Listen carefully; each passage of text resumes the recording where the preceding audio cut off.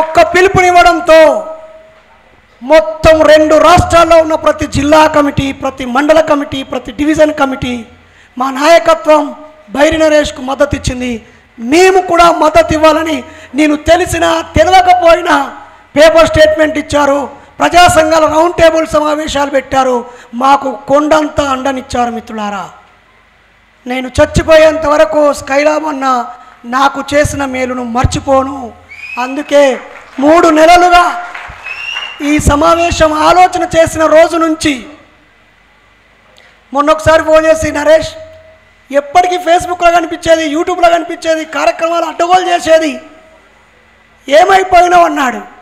ఏమైపోయినో చూపించాలని అన్నను పిలిపించిన. ఇప్పుడు మేము ఇంకా ఏం చేయాలో ఎట్లా చేయాలో అన్న చెప్పాల్సిందిగా కోరుతూ అప్పగిస్తున్నాను. బైరి నరేష్ మీటింగ్కి రావాలంటే కోడిగుడ్డంతా కొవ్వు పెట్టుకొని రావాలంట. నేను విశాఖపట్నం వస్తే మా వాళ్ళు ఉక్కు నగరంలో ఒక సెమినార్ పెట్టారు. అది క్యాన్సిల్ అయింది. మా ఆఫీసులు చాలా ఉన్నాయి ఇక్కడ చూద్దామని. ఆర్కే బీచ్ చూడాలనుకున్నా.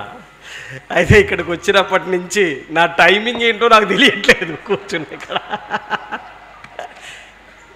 అయితే నేను మా ఆర్గనైజేషన్లో ఉన్న కార్యకర్తలు ఎంత క్రమశిక్షణగా ఉంటారో నాకు తెలియదు, కానీ నేను అవన్నీ ఆర్కే బీచ్ తిరిగి వచ్చాను. ఇప్పుడు విశాఖపట్నంలో ఉన్న మా ఆఫీసులను తిరిగి వచ్చాను. ఇప్పుడు మీ క్రమశిక్షణ ముందు నేను కట్టు బానిసలాగా కూర్చున్నాను. మీ అందరికీ సెల్యూట్ తెలియజేస్తున్నాను. మూఢనమ్మకాల నిర్మూలన సంఘం జాతీయ మహాసభలకు అధ్యక్షత వహిస్తున్న మిత్రుడు, సహచరుడు డాక్టర్ బైరి నరేష్ గారికి, వేదిక మీద ఉన్న పెద్దలకు, వేదిక కింద ఉన్నటువంటి మిత్రులు, యువతరం మీ అందరికీ నా తరపున కుల వివక్ష వ్యతిరేక పోరాట సంఘం కేవీపీఎస్ తెలంగాణ రాష్ట్ర కమిటీ తరపున మీ అందరికీ జై భీమ్, లాల్ సలాం, జై ఇన్సాన్ తెలియజేస్తున్నాను. చిన్న కథతో నేను ప్రారంభిస్తాను. ఒక రాజుగారు ఉయ్యాల తొట్టిలో ఊగుతున్నాడట. ఉయ్యాల తొట్టిలో ఊగుతూ ఉంటే ఒక బొమ్మలు అమ్ముకునేటువంటి వ్యక్తి వచ్చాడట. బొమ్మలు బొమ్మలు అని చెప్పి అమ్ముతున్నాడట. ఏ బాబు ఇక రా అని చెప్పేసి పిలిచాడట. ఏది బొమ్మలు చూపించు అన్నాడట. బొమ్మలు చూపించమని చెప్పేసి అని అడిగితే 3 బొమ్మలు పెట్టాడట ఎదురుగా టేబుల్ మీద. ఈ బొమ్మకి ఎంత అంటే 500 రూపాయలు సార్ అన్నాడట. అయ్యా 500 అయ్యా అన్నాడట. ఈ బొమ్మకి ఎంత అంటే 1000 రూపాయలు అయ్యా అన్నాడట. మరి ఈ బొమ్మకి ఎంత అంటే 1500 అయ్యా అన్నాడట. అదేంట్రా పిల్లగా, ఈ 3 బొమ్మలు ఒకే తీరుగా ఉన్నాయి, ఒకదానికి 500, ఒకదానికి 1000 రూపాయలు, ఒకదానికి 1500, ఏంటిరా పిల్లగా అన్నాడట. మీరందరూ కూడా యువకులే కదా, కాశీం చెప్పాడు కదా ఇంతకుముందు, మీరందరూ ఒకే తీరుగా ఉన్నారు. ఇప్పుడు ఈ బొమ్మలు పెట్టిన తర్వాత దీని ధరలో డిఫరెంట్ ఏంటి, వాటి ఆకారం ఒకే విధంగా ఉన్న ధరలో ఎందుకు తేడా ఉంది అని అడిగితే ఆయన చెప్పాడట, అయ్యా ఈ 500 బొమ్మకి ఈ చెవులో ఏదైనా వేస్తే ఈ చెవితో వదిలేస్తుంది అయ్యా అన్నాడట. ఇది 1000 రూపాయల బొమ్మ అయ్యా, ఈ చెవులో ఏదైనా వేస్తే లోపలికి పోయి కడుపులో భద్రంగా దాచుకుంటుందయ్యా అని చెప్పాడట. మరి ఇంకో బొమ్మ 1500 బొమ్మ అయితే ఈ చెవులో ఏదైనా వేస్తే ఈ కడుపులోకి వెళ్ళి మళ్ళీ అక్కడ అరిగించుకొని మళ్ళీ నోటి ద్వారా బయటకు వస్తుందయ్యా అన్నాడట. ఇప్పుడు మూఢనమ్మకాల నిర్మూలన సంఘం జాతీయ మహాసభలకు వచ్చిన మీరంతా ఎంత విలువ చేసే బొమ్మలుగా మారాలనుకుంటున్నారు అనేటువంటిది నేను చెప్పదలిచాను. మీరందరూ 1500 బొమ్మలు కావాల్సినటువంటి అవసరం ఉంది. అర్థం ఏమిటి? ఇక్కడ కాసిం గారు మాట్లాడారు, నిష్ణాతులు ఇంతకుముందే చెప్పాడు. సుబ్బరాజు గారు పెళ్లి మంత్రాలు చదివితే అయ్యగారులంతా ఆగమైపోతారు కదా, అవునా కాదా? కాసిం ఉపన్యాసం ఇంతకుముందు కర్ణాటక పెద్దలు మాట్లాడింది, కానీ ఇంతమంది వక్తలు మాట్లాడినటువంటి ఈ జ్ఞానం మీ మెదడులోకి ఆవహించిన తర్వాత మీరు 500 బొమ్మలైతే ఈ సభలకి సాకారం జరగదు. 1000 రూపాయల బొమ్మలైనా సాగదు. మీరందరూ 1500 బొమ్మలు కావాలి. ఎంఎన్ఎస్ సభ్యులంటే 1500 బొమ్మలు కావాలి. ప్రతి విషయాన్ని నాకు మిమ్మల్ని చూస్తుంటే ఒకరు గంటం బావు మాట్లాడారు, చాలామంది 2-3 గంటలు మాట్లాడతారు. నేను మా క్లాసుల్లో 8 గంటల క్లాస్ చెప్తాను. మా క్లాస్ జరిగితే ఉదయం 4 గంటలు, సాయంత్రం 4 గంటలు. కానీ మీ దగ్గర మాట్లాడేది కొద్దిగానే మాట్లాడతాను. ఒక నోట్బుక్, పెన్ను అట్లాంటిది ఇస్తారు. నేను మన బైరి నరేష్ ఇద్దరం అంబేద్కర్ విగ్రహావిష్కరణకు వెళ్ళాం. ఇప్పటిలాగానే ఎదురు చూస్తున్నా, నాకెప్పుడు వస్తుందో ఛాన్స్, నాకెప్పుడు వస్తుందో. వాడు 1:20 నిమిషాలు మాట్లాడిండు. నేను ఆ వేదిక మీద స్కైలాబ్ అన్న మాట్లాడాలన్నప్పుడు నేనేం చెప్పానంటే, బైరి నరేష్ గారిని ఈ సభలకు పిలవకండి ఈ కాంచి. ఎందుకు పిలవద్దంటున్నావన్నా అన్నాడు పిల్లవాడు. మీ ఊర్లో ఉన్న యూత్, చుట్టుపక్కల ఉన్నటువంటి యువకులందరినీ పిలిచి ఒక చెట్లల్లో పెట్టండి, ఓ 2-3 గంటలు నోట్బుక్, పెన్ను ఇచ్చి కూర్చోబెట్టండి, మంచి భోజనం పెట్టండి. 1 గంట కోసమో 2 గంటల కోసమో నరేష్ని పిలవకండి, ఒక 4 గంటలు వినటానికి సిద్ధపడ్డప్పుడు పిలవండి అని చెప్పాను. అట్లనే ఇప్పుడు మీకంతా ఇది మహాసభలాగా లేదు. నా దృష్టిలో ఇది ఒక శిక్షణ తరగతుల్లాగా ఉంది. చాలా విభిన్నమైనటువంటి వివిధ రకాల సబ్జెక్టులు మీ ముందు తెలియజేస్తూ ఉన్నారు. కాబట్టి వాటన్నిటిని నేర్చుకొని మీ పని పద్ధతులలో అలవర్చుకోవాల్సిన అవసరం ఉందని చెప్పేసి ముందుగా తెలియజేస్తున్నాను.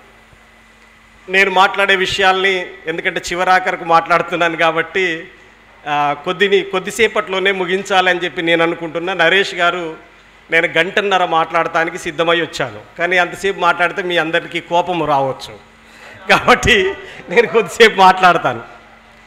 మిత్రులారా, డాక్టర్ బాబాసాహెబ్ అంబేద్కర్ 1927 డిసెంబర్ 25వ తేదీన మహద్పట్నంలో ఉన్నటువంటి చౌదార్ మంచినీళ్ళ చెరువు పోరాటం సందర్భంగా మనుస్మృతిని దహనం చేశాడు. ప్రపంచ తత్వవేత్తగా ఉన్నటువంటి కారల్ మార్క్స్ డౌట్ ఎనీథింగ్ అని చెప్పేసి మనకు తెలియజేశాడు. ప్రతి దానిని ప్రశ్నించాలని చెప్పాడు. మీరందరూ నల్ల దుస్తులు వేసుకున్నారు, దేనికి తార్కాణం అని చెప్పేసి అంటే పెరియార్ వారసులం అని చెప్పేసి మనం భావిస్తున్నాం. పెరియార్ ఏం చెప్పాడు? అన్యాయాన్ని ఎదిరించడం అది కమ్యూనిజం అయితే నేను 100 సార్లు కమ్యూనిస్టుగా మారుతాను అని చెప్పేసి పెరియార్ చెప్పాడు. ఇప్పుడు ఈ మహానుభావులు చెప్పినటువంటి అన్ని అంశాలని మన కళ్ళ ముందు కనపడుతున్నటువంటి అంశాలు ఏమిటి? మనం వీటిని ఎట్లా విశదీకరించాలి? వాళ్ళందరి స్ఫూర్తితో పనిచేస్తున్నటువంటి వాళ్ళం. ఎంత గొప్ప సిద్ధాంతమైనా, ఎంతమంది ఎన్ని విషయాలు చెప్పినా, ఇక్కడికి వచ్చినటువంటి వాళ్ళు పొద్దస్తమానం చెప్పినా అవి ఆచరణకు నోచుకోకపోతే, ఒక మహానుభావుడు చెప్తాడు, ఎన్ని గొప్ప గొప్ప నిర్ణయాలు చేసినా, ఎన్ని గొప్ప గొప్ప సిద్ధాంతాలు వల్లించినా అవి ఆచరణకు నోచుకోకపోతే అవి చిత్తు కాగితంతో సమానం అని చెప్పేసి చెబుతాడు. అందుకని ఇంతమంది మేధావులు మాట్లాడినా, మనం స్ఫూర్తి ప్రదాతలుగా ఉన్నటువంటి మన మహనీయులు చెప్పిన విషయాలన్నింటినీ కూడా మనం చర్చించుకున్నా, వీటన్నిటినీ ఆచరణలో పెట్టాల్సింది ఎవరు? ఎవరు పెట్టాలి? ఆచరణలో పెట్టాల్సింది ఎవరు? ఎవరు పెట్టాల్సింది? ఎవరు అంటే సపోర్ట్ చేయట్లేరు మీరు? మనము మనము మనము ఆచరించాల్సినటువంటి వాళ్ళం మనం. అవి ఆచరించడానికి కావాల్సినటువంటి మనకు ఉండాల్సిన లక్షణాలు ఏమిటి అనేటువంటిది నన్ను మాట్లాడమన్నాడు. సిద్ధాంతాలు అందరూ చెబుతారు, ఆచరణ ఎలా ఉండాలి? మీరు ఫీల్డ్ వర్క్లో ఉంటారు కాబట్టి ఆ ఫీల్డ్కు సంబంధించిన విషయాలు చెప్పమని చెప్పేసి చెప్పారు. నేను ఆ విషయాల జోలికి వెళ్ళే ముందు, ప్రపంచంలోనే 230 దేశాలు ఉన్నాయి. మిగతా 229 దేశాల్లో ఒక కొత్త మనిషి కనిపిస్తే, ఏం బాబు ఎక్కడి నుంచి వచ్చినావు, మీది ఎక్కడా అని అడుగుతారు. భారతదేశంలో మొట్టమొదటి మాట మీరు ఏమిటోళ్ళు అని చెప్పేసి అని అంటారు. నువ్వు చెప్పిన పదాన్ని బట్టి నిన్ను గౌరవించాలో అవమానించాలో డిసైడ్ అయిపోతారు. నువ్వెవరి కొడుకు అని చెప్పేసానంటే, నేను మల్లారెడ్డి కొడుకునంటే మీరా బాబు రండి కూర్చోండి అని చెప్పి కూర్చేస్తారు. నువ్వెవరి కొడుకు అంటే నేను మల్లయ్య కొడుకునంటే ఎవరు, నువ్వు మల్లిగాని కొడుకు వారా పిల్లగా కనపడతలేవేందిరా అని చెప్పేసి అంటారు. అంటే ఈ ప్రపంచంలో అత్యంత పెద్ద జబ్బు కరోనా వచ్చినా, ఎయిడ్స్ వచ్చినా, క్యాన్సర్ వచ్చినా, వీటన్నిటికంటే అత్యంత పెద్ద జబ్బుగా భారతదేశంలో క్యాస్ట్ జబ్బు ఉంది. దీన్ని పారద్రోలకుండా ఈ సమాజాన్ని పాతకాలపు ఆలోచనలతోటి సమాజాన్ని తిరోగమనం వైపు నడిపిస్తున్నటువంటి మూఢ విశ్వాసాలు భారతీయ సమాజంలోనే ఎక్కువగా ఉన్నాయి. వీటన్నిటిని పారద్రోలకుండా ఒక స్వచ్ఛమైన అంబేద్కరిస్టుని నువ్వు చూడలేవు, ఒక స్వచ్ఛమైన కమ్యూనిస్టుని నువ్వు చూడలేవు. ఒక వ్యక్తి తన జీవిత పరిణామ క్రమంలో హేతువాదిగా మారకుండా, మూఢ విశ్వాసాల్ని ప్రతిఘటించకుండా ఒక విప్లవకారుడు కాలేడు, ఒక అంబేద్కరిస్టు కాలేడు, ఒక పెరియరిస్టు కాలేడు. కాబట్టి వాటికి సంబంధించిన లోతుల మీద అధ్యయనం ఎంత ఉండాలో ఆచరణ అంతే ఉండాలి అనేటువంటిది నేను చెప్పదలిచాను. అందుకే కారల్ మార్క్స్ మహానుభావుడు, మీ అందరికి తెలుసు, ప్రపంచంలో అత్యంత పెద్ద లైబ్రరీ లండన్లో ఉంది. లండన్లో ఉన్నటువంటి అన్ని పుస్తకాల్ని అధ్యయనం చేసినటువంటి మహోన్నత శిఖరాలు రెండే రెండు. ఒకటి కారల్ మార్క్స్, రెండోది డాక్టర్ బాబాసాహెబ్ అంబేద్కర్. ఈ కారల్ మార్క్స్ చనిపోయినప్పుడు తన శవం దగ్గర 7 మనుషులు మాత్రమే ఉన్నారు. కానీ ఆయన రాసినటువంటి సిద్ధాంతం,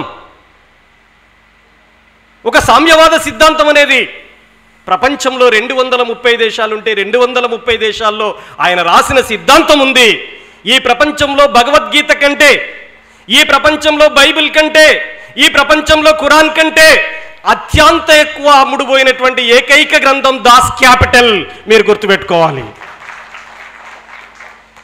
డాక్టర్ బాబాసాహెబ్ అంబేద్కర్ ఒక లక్ష్యం కలిగి ఉన్నటువంటి వాళ్ళు కోరికల్ని అదా పాతాళంలోకి తొక్కుతారు. ఒక లక్ష్యం కలిగి ఉన్నటువంటి వాళ్ళకి సమాజ అభివృద్ధి, సమాజ హితమే తమ హితంగా భావిస్తారు. ఒక క్రొవ్వొత్తి తాను కరుగుతూ సమాజానికి వెలుగునిస్తుంది, చీకటిని పారద్రోలుతుంది. అటునే డాక్టర్ బాబాసాహెబ్ అంబేద్కర్. డాక్టర్ బాబాసాహెబ్ అంబేద్కర్ ఈరోజు మన కళ్ళ ముందు చాలా ఎవరెస్ట్ అంత ఎత్తుకు కనిపిస్తున్నాడు. కానీ భారతదేశంలో ఒక అంటరాని కులంలో పుట్టాడు కదా, అందుకే అవమానించబడుతున్నాడు కదా. కొలంబియా విశ్వవిద్యాలయం ప్రధాన గేటు ముందు 300 అడుగుల స్థలంలో అంబేద్కర్ విగ్రహాన్ని నెలకొల్పారు అమెరికా దేశంలో. రష్యా దేశం పుతిన్ తన ఛాంబర్ వెనకాల అంబేద్కర్ పెద్ద చిత్రపటాన్ని పెట్టుకున్నాడు. అంబేద్కర్ 125 సంవత్సరాల జయంతి వేడుకల సందర్భంగా ఐక్యరాజ్య సమితి ద వరల్డ్ నాలెడ్జ్ డే అంటే ప్రపంచ విజ్ఞాన దినోత్సవంగా ప్రకటించింది అంబేద్కర్ పుట్టినరోజు. ఈ గొప్ప మహానుభావుడు, ఆ గొప్ప మహానుభావుడు ఏంటి వాళ్ళు నిర్దేశించినటువంటి అంశాలు? మీరు చెప్పండి, అంబేద్కర్కి ఆస్తులు ఎక్కడున్నాయి అని చెప్పేసానంటే ఏం చూపిస్తారు? ఎన్ని చోట్ల భూములు ఉన్నాయి, ఎన్ని చోట్ల ఆస్తులుంది, ఎంత డబ్బు పోగుబడి ఉంది అంబేద్కర్ పేరు మీద. కానీ గుర్తుపెట్టుకోండి, అంబేద్కర్ పేరు మీద ఉన్నది ఏమిటి? ప్రపంచంలో ఫస్ట్ లెనిన్కి, తర్వాత ప్రపంచంలోనే నెంబర్ 2 అత్యంత ఎక్కువ విగ్రహాలు ఎవరికి ఉన్నాయంటే డాక్టర్ బాబాసాహెబ్ అంబేద్కర్కు ఉన్నాయి. ఎందుకు ప్రజల మదిలో పదిలంగా ఉన్నాడు? బైరి నరేష్ మూఢ విశ్వాసాలకు వ్యతిరేకంగా ఉద్యమం చేపడుతున్నాడు అని చెప్పేసి కుటుంబంతో సహా తన జీవిత సహచరి కూడా ఉద్యమంలో భాగస్వామ్యమై పనిచేస్తుంది, నిర్బంధాలు ఎదుర్కొంటున్నాడు, ఇన్ని కష్టాల్ని సైతం ఎదుర్కొని ఉద్యమంలో కొనసాగుతున్నాడంటే ఒక లక్ష్యం కలిగి ఉండటం, ఒక లక్ష్యం కలిగి ఉండటం. అందుకే మీరు చూడండి, డాక్టర్ బాబాసాహెబ్ అంబేద్కర్ కుల నిర్మూలన అనే గ్రంథం రాసిండు. ప్రపంచంలో ఎక్కడా లేని కులం భారతదేశంలో ఉండటానికి వీల్లేదని చెప్పేసి ఒక గ్రంథాన్ని రాసిండు డాక్టర్ బాబాసాహెబ్ అంబేద్కర్. అట్లాగే ఒక మనిషిని మరొక మనిషి దోచుకునేటువంటి దోపిడీ వ్యవస్థ ఉండకూడదు అని చెప్పేసి ఒక గ్రంథాన్ని రాసిండు కారల్ మార్క్స్. వీరిద్దరికి లక్ష్యాలున్నాయి, ఇది మనం గమనంలో ఉంచుకోవాలి. ఈ ప్రపంచంలో ఎక్కడ లేనటువంటి కుల వ్యవస్థ ఎందుకుంది? ఎవరు సృష్టించారు? ఇదంతా దేవుడి సృష్టియా? లోతుల్లోకి వెళ్ళాలి. మీరు ఇక్కడి నుంచే లోతుల్లోకి వెళ్ళాలి. మీరు పెరుగును చిలికితే వెన్నొస్తుంది, చిలికితే వెన్నొస్తుంది, తర్కిస్తే జ్ఞానం వస్తుంది. చిరికితే వెన్నొస్తుంది, తర్కిస్తే జ్ఞానం వస్తుంది. ఎందుకు కుల వ్యవస్థ ఉంది ఈ దేశంలో? ఎందుకు మనిషిని మనిషిలాగా చూడట్లేదు? వాటిని ఎట్లా పారద్రోలాలి? మన మహానుభావులు మనకు అందించినటువంటి జ్ఞానం ఏమిటి? ఆ వెలుగులో మనం ఎట్లా ఆచరణాత్మకంగా వాటికి వ్యతిరేకంగా పోరాటాలు నిర్మించాలి అనేటువంటిది మనం ఆలోచించాల్సిన బాధ్యత మనందరిపైన ఉంది అనేది నేను మీ దృష్టికి తీసుకురాదలిశాను. కాబట్టి ఇక్కడ 3 క్రైటీరియాలు. ఒకటి సంఘం, రెండోది సభ్యుడు, మూడోది కార్యకర్త, నాలుగోది నాయకుడు. ఈ అంశాల బేస్ మీద మూఢనమ్మకాల నిర్మూలన సంఘం కొనసాగాలి. మూఢనమ్మకాల నిర్మూలన సంఘం వీటన్నిటి బేస్ మీద నడవాలంటే వీటికి సంఘం ఎందుకు? సంఘం ఎందుకంటే చాలామంది చెప్పి ఉంటారు, సంఘం ఏముంది, గడ్డిపోచలన్నీ కూడా సపరేట్గా ఉంటే పసిపిల్లవాడైనా ముసలివాడైనా ఈజీగా తుంచేస్తాడు. గడ్డిపోసలన్నీ దంటు కడితే ఏం ఆంధ్రాలో ఏమంటారో తెలియదు, ఇట్లా కడితే వాటికి బలం అటు 5గురు బట్టి గుంజినా ఇటు 5గురు బట్టి గుంజినా తెగదు. అటు 5గురు బట్టి గుంజినా ఇటు 5గురు బట్టి గుంజినా తెగదు. అది అంటే ఐక్యత. గడ్డిపోసల్ని పసిపిల్లవాడు ముసలివాడు ఎవరైనా తుంచేస్తారు. గడ్డిపోసలన్నీ ఒకచోట పెడితే అటు 5గురు బట్టి గుంజినా ఇటు 5గురు బట్టి గుంజినా తెగదు. అంటే ఈ గడ్డిపోసల దంటు వాళ్ళే మనం సంఘటితంగా ఉండాలి అనేటువంటిది మనం నేర్చుకోవాలి. సంఘంలో పని చేయటం అని చెప్పేసి అంటే ఏమిటి? సంఘం యొక్క లక్ష్యం ఏమిటి? సమాజ మార్పు అయి ఉండాలి సంఘం యొక్క లక్ష్యం. సమాజంలో ఉన్నటువంటి అన్ని రకాల అసమానతల్ని తొలగించే విధంగా ఉండాలి. మీకు రాష్ట్రపతి అబ్దుల్ కలాం గురించి మీరు వినుంటారు కదా, పేరు తెలుసు కదా. అబ్దుల్ కలాం సైంటిస్టు, మన రాష్ట్రపతి. ఒక అమ్మాయి పోయి, ఒక డిగ్రీ చదువుతున్న అమ్మాయి పోయి, సార్ మీ స్వీట్ ఆటోగ్రఫీ కావాలి అని చెప్పేసారంటే ఎవరైనా సిగ్నేచర్ పెట్టి ఇచ్చేస్తారు. కానీ రాష్ట్రపతి అబ్దుల్ కలాం ఏం చేశాడంటే 1వ నెంబర్ వేసి చదువు అని రాశాడు, దాని కింద 2వ నెంబర్ వేసి చదువు అని రాశాడు, దాని కింద 3వ నెంబర్ వేసి చదువు అని చెప్పి రాసిచ్చాడు. అది రాసిచ్చిన తర్వాత అమ్మాయి ప్రశ్న అడిగింది, అదేంటి సార్ 3 సార్లు చదువు అని రాసిచ్చారు, ఒక్కసారి చదువు అని చెప్తే సరిపోదా సార్ అని చెప్పేసి అడిగింది. అప్పుడు అబ్దుల్ కలాం ఏం చెప్పాడో తెలుసా? అమ్మా తల్లి, 1వ నెంబర్ చదువు, నువ్వు చదువుతున్న పాఠ్య పుస్తకాల్ని చదువు. 2వ నెంబర్ చదువు, నువ్వు చదవటానికి నీ తల్లిదండ్రులు పడుతున్న కష్టాన్ని చదువు, చెమటను చదువు. 1వ నెంబర్ చదువు, నువ్వు చదువుతున్న పాఠ్య పుస్తకాల్ని చదువు. నువ్వు చదువుకోవటానికి నీ తల్లిదండ్రులు పడుతున్న కష్టాన్ని, చెమటని చదువు. 3వ నెంబర్ చదువు, నీ చుట్టూ ఉన్నటువంటి అంతరాల్ని చదువు అని చెప్పాడు. అంతరాలు ఏమున్నాయని చెప్పి నువ్వు గమనిస్తున్నావు అని చెప్పేసి అడిగితే అమ్మాయి ఏం చెప్తుంది? అంతరాలు అంటే ఏంటో తెలియదు. పాఠ్యపుస్తకంలో నిమగ్నమైపోయేటువంటి వాళ్ళకి అంతరాలు ఎలా ఉంటాయో కూడా అర్థం కాదు. అంతరాలు, కులం అంతరం, ఆర్థిక అంతరాలు, సామాజిక అంతరాలు, సాంస్కృతిక అంతరాలు, భాషాపరమైనటువంటి అంతరాలు, మతపరమైనటువంటి అంతరాలు. అంతరాలకి అంతం లేదు, అనేక అంతరాలు ఉన్నాయి. ఈ అంతరాల్ని పారద్రోలటం కోసం అవి ఏమున్నాయో చదువు ఫస్ట్. అందుకనే భారతీయ సమాజంలో ఏవేవి అంతరాలు ఉన్నాయో నువ్వు అధ్యయనం చేయాలి కదా, నీ చుట్టూ ఉన్న పరిస్థితులను చదవాలి కదా. ఇప్పుడు మీ ఊర్లో ఎన్ని కులాలు ఉన్నాయని చెప్పేసి మిమ్మల్ని అడిగితే ఏం చెప్తారు? ఓ 30 కులాల కంటే ఎక్కువ చెప్పలేరు. కానీ భారతదేశంలో 6,486 కులాలు ఉన్నాయి. వాటికి సబ్ క్యాస్ట్లో 23,000 కులాలు ఉన్నాయి. ఇవన్నీ ఎవరు చెప్తారు? ఇవన్నీ తెలిసిన మనకి, వాటి మధ్యలో అంతరాలు ఎలా ఉన్నాయో తెలిసిన మనకి. అందుకే అంబేద్కర్ ఇంగ్లాండ్కు పోయినప్పుడు విలేకరులంతా చుట్టుముడతారు. విలేకరులంతా చుట్టుముట్టగానే అంబేద్కర్, నువ్వు ఇండియాలో క్యాస్ట్కి వ్యతిరేకంగా పెద్ద పోరాటం చేస్తున్నావు, కులానికి వ్యతిరేకంగా పెద్ద పోరాటం చేస్తున్నావు, అసలు కులం అంటే ఏమిటి అని అడుగుతారు. అంబేద్కర్ ఆ రోజుల్లోనే ఎంత చాకచక్యమైన సమాధానం చెప్తాడు. వండర్ అయిపోతారు వాళ్ళు. ఏం చెప్పాడంటే అంబేద్కర్, కులం ఉన్నది ఇండియాలో అయితే మీరు నన్ను ఇంగ్లాండ్లో అడుగుతున్నారు, నేను చెప్పినా మీకు అర్థం కాదంటాడు అంబేద్కర్. కులం ఉన్నది ఇండియాలో అయితే మీరు నన్ను ఇంగ్లాండ్లో అడుగుతున్నారు, నేను చెప్పినా మీకు అర్థం కాదంటాడు.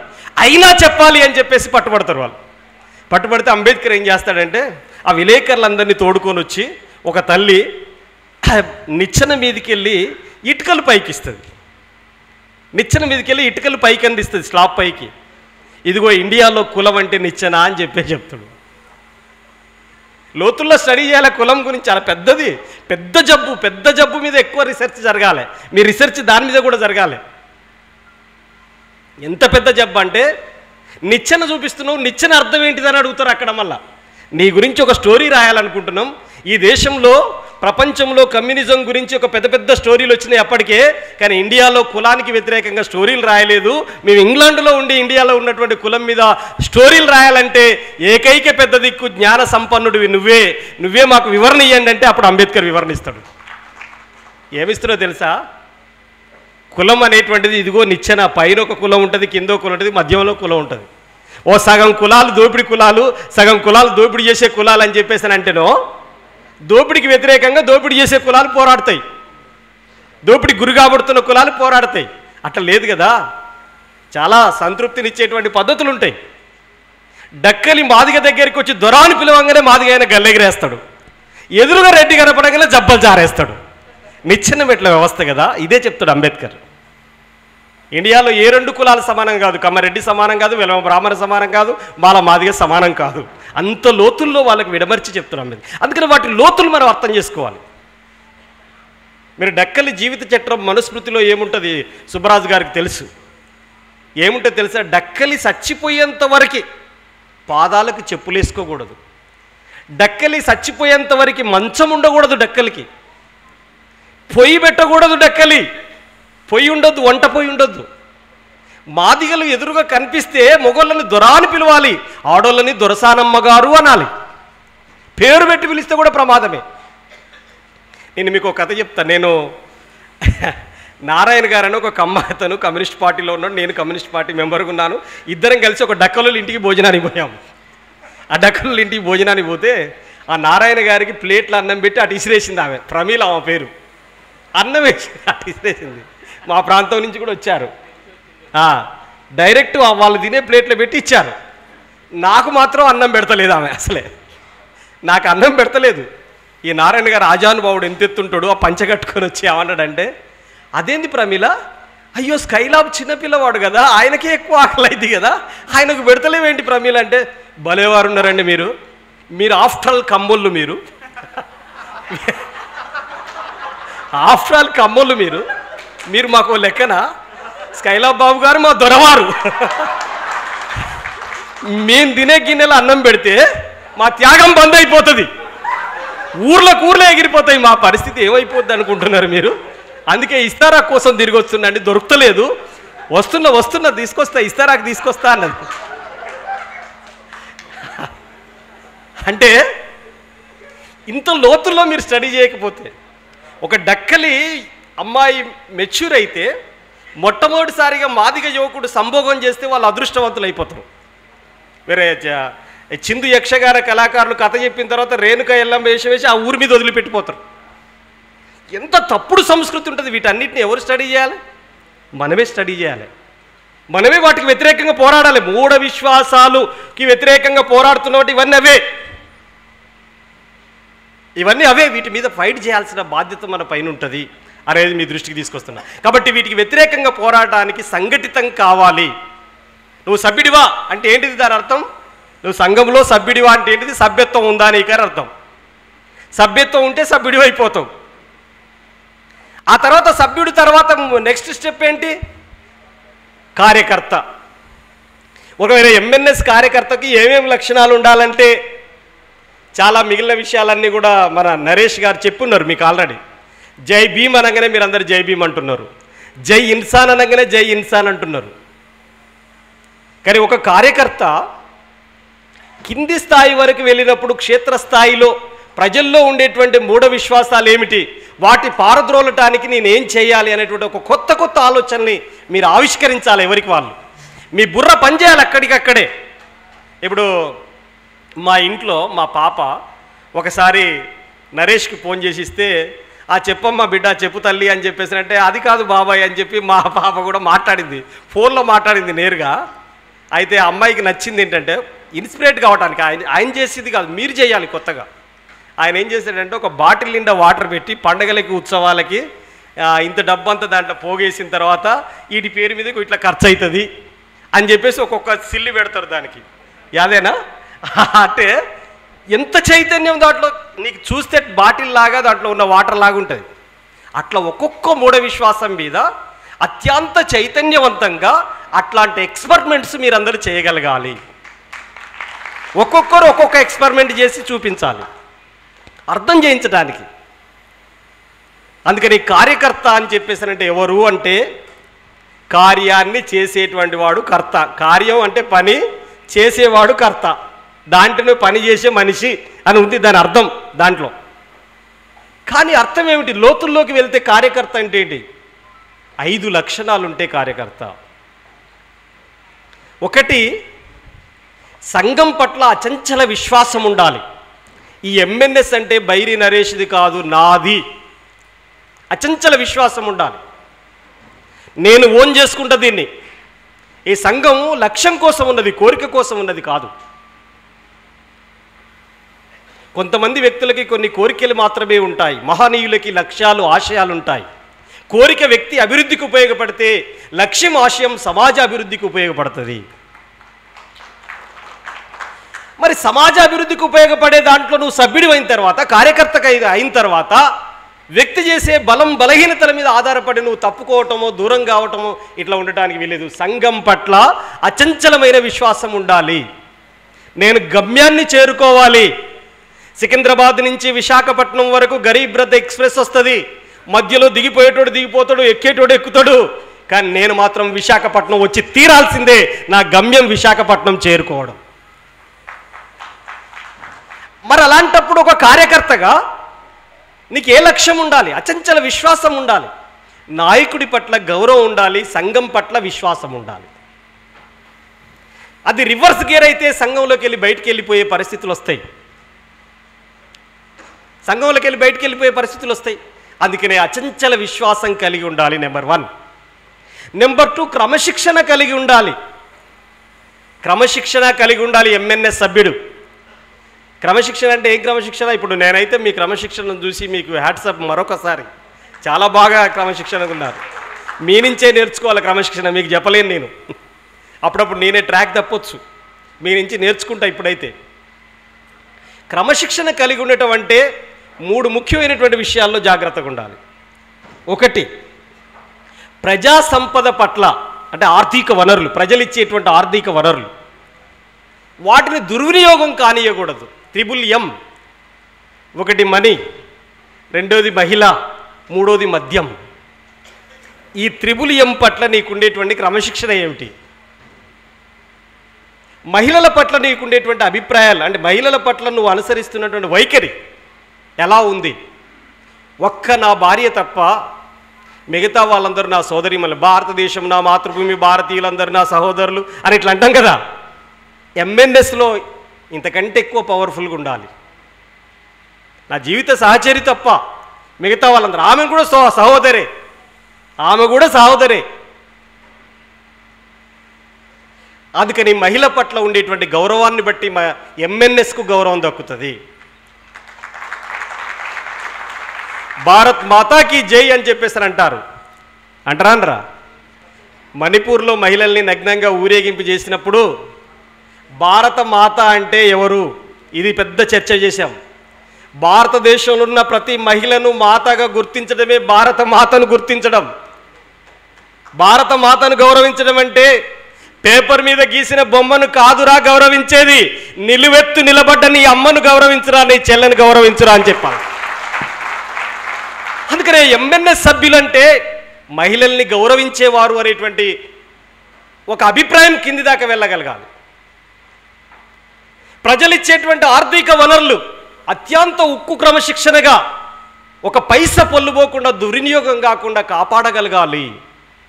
ప్రజాక్షేత్రంలో నిలబడుతున్నామంటే ప్రజలకు జవాబుదారీగా ఉండాలి. మనం మద్యం ఇలాంటి అలవాట్లు, మన దగ్గరికి యూత్ను పంపాలంటే ఎంత చక్కగా డెవలప్ అయిండ్రా మా పిల్లవాడు అని చెప్పేసి ఉండగలగాలి. అట్లాంటి అవకాశం మనం కల్పించాలి. అందుకనే క్రమశిక్షణ కలిగి ఉండాలి. నెంబర్ 3, పట్టుదల ఉండాలి. ఏదైనా ఒకటి సాధించాలనేటువంటి పట్టుదల ఉండాలి. పడితే ఉడుం పట్టు పట్టాలరా అంటారు. ఉడుం పట్టు పట్టాలే. ఉంటే ప్రాణం, పోతే ప్రాణం, ప్రజల కోసం నా ప్రాణం పోయినా పర్వాలేదు అంటారుగా. మీకు తెలుసుగా దాంట్లో, జీనా హైతో మర్నా సీకో, కదం కదం పడు లడ్నా సీకో అని చెప్పి స్లోగన్స్ ఇస్తాం. అందుకనే పట్టుదల అనేది చాలా కీలకమైంది. మీకు చైనా విప్లవ నేత మావో ఏం చెప్తాడంటే, నువ్వు ఒక సమస్యను పట్టుకోవడం అంటే గర్భం ధరించడం లాంటిది. ఒక సమస్యను పట్టుకోవడం అంటే ఒక స్త్రీ గర్భం ధరించడం లాంటిది. ఆ సమస్యను పరిష్కరించడము అంటే ఆ స్త్రీ డెలివరీ అయి పాప బయటకు వచ్చేలాంటిది అని చెబుతాడు. అంటే సమస్యను పట్టుకోవడం అంటే పరిష్కరించడమే, పట్టుకొని వదిలేయకూడదు. ఇంకా ఆయన ఏం చెప్తాడంటే, నువ్వు ఆ సమస్యను పట్టుకొని మధ్యలో వదిలేస్తే ఒక స్త్రీ పైన అత్యాచారం చేసి గర్భవతిని చేసి రోడ్డు మీద వదిలేసి నువ్వు నా భార్య కాదు పో అని చెప్పేసి అన్నట్టు అవుతుంది. కాబట్టి నువ్వు సమస్యను పట్టుకోవటం అంటే దాన్ని పరిష్కరించడమే అని చెప్తాడు. అందుకని అట్లాంటి పట్టుదల నీలో ఉండాలి, ఏదో ఒకటి సాధించాలి. మంత్రాల నెపంతో ఒక ఊరిలో ఒక ఆయన్ని చెట్టుకు కట్టేసి పండ్లు ఊడబీకి విపరీతంగా కొట్టారు. ఇలాంటి ఘటనలు అనేకం మన ఎంఎన్ఎస్ బయటికి తీసింది. మంత్రాల నెపంతో మంత్రాలు ఎవరికి వస్తాయి? ఎవరు చదువుతున్నారు? మాంగళ్యం తంతున ఆమె నవజీవన హేతురామె కంటే భద్రే అనుకుంటే ఎవడు చదువుతాడు? వాడిని ఎక్కడైనా చెట్టు కట్టేసి ఎక్కడైనా కొట్టారా? వాడిని కొట్టొద్దు, వీడిని కొట్టొద్దు, ఎవరిని కొట్టొద్దు. అది ఎట్లా తప్పో చెప్పడమే మన పని. కానీ అసలు మంత్రాలు చేసేవాడి జోలికి ఎవడు పోవట్లేడు. పోతే మాదిగా మాల చాకలి మంగలి వీళ్ళకు మంత్రాలు వస్తాయని చెప్పేసి కొట్టేస్తారు. నేను మా అత్తగారింటికి పోయాను కొత్తగా పెళ్ళైనప్పుడు. మోరీలు పేర్లు కూడా చాలా నీచంగా ఉంటాయి, మీరు అది కూడా స్టడీ చేయాలి. నేను చెప్పేది చాలా మేము ఆర్గనైజేషన్లో ఎదుర్కొంటుంటాం. పయ్యళ్ళ పేర్లన్నీ బాగుంటాయి, అంటే వాటికి శుభసూచకమై ఉండాలి, వీటి జుగుప్సాకారంగా ఉండాలని మా సుబ్బరాజు గారు చెప్తుంటారు. మన పరిస్థితి అయితే చాలా గందరగోళంగా ఉంటుంది. నేను మా అత్తగారింటికి పోయి బస్సు దిగిపోయేసరికి మర్డర్ అయింది, అక్కడ రక్తం పారుతుంది. నాకు మామ వరుస అయితే ఆయన చంపారు. ఆయన పాపం అత్యంత పేదవాడు. ఆయన పేరు ఏంటంటే మోరీలు. మోరీ అంటే తెలుసుగా, ఊరు మీద కింకిరంతా దాని కిందకి వెళ్ళిపోద్ది. ఆయన పేరే అది. ఈ పేర్లన్నీ మనకే ఉంటాయి, అంటే అట్టడుగు తరగతులకు ఉంటాయి దీని పేర్లన్నీ. పెంటయ్య, బొందయ్య, మోరీలు, ఇస్తారి, బజారు, బిచ్చం, మోరీలు, గాలిగాడు, అడవిగాడు, ఇట్లాంటి పేర్లు ఉంటాయి. ఆ మోరీలు చచ్చిపోయింది. అక్కడ ఎవరు చంపింది ఎవరో తెలుసా? చాకలు చంపిలు మాదిగాయని. ఈ మాదిగాయన మంత్రం చేసి వాడిని కథం చేస్తాడని ముందుగా వీనే కథం చేస్తే అయిపోతుంది, నాకు బతుకుతా, లేకపోతే వాడు బతుకుతే నన్ను చంపేస్తాడు. ఇది పాపం ఇది జరిగింది. అక్కడ జన విజ్ఞాన వేదిక వాళ్ళను పిలిచి ఒక సభ పెట్టాను నేను ఆ ఊర్లో. ఆ సభ పెట్టి రమేష్ గారు వచ్చారు, నేను ఇద్దరం ప్రసంగం చేశాము. చేసిన తర్వాత ఆ రజకులు ఎవరైతే చంపారో ఆ రజకుల మీద ఈ ఎస్సీలో యుద్ధం చేసి వాళ్ళను మళ్ళీ తిరిగి చంపడానికి పోయారు. ఆ చంపేదాన్ని మేము నిలవరించగలిగినాం, ఇందులో ఉన్న తప్పేంటో చెప్పగలిగినాం, వాళ్ళు జైలు శిక్ష పడేటట్టు చేసినాం.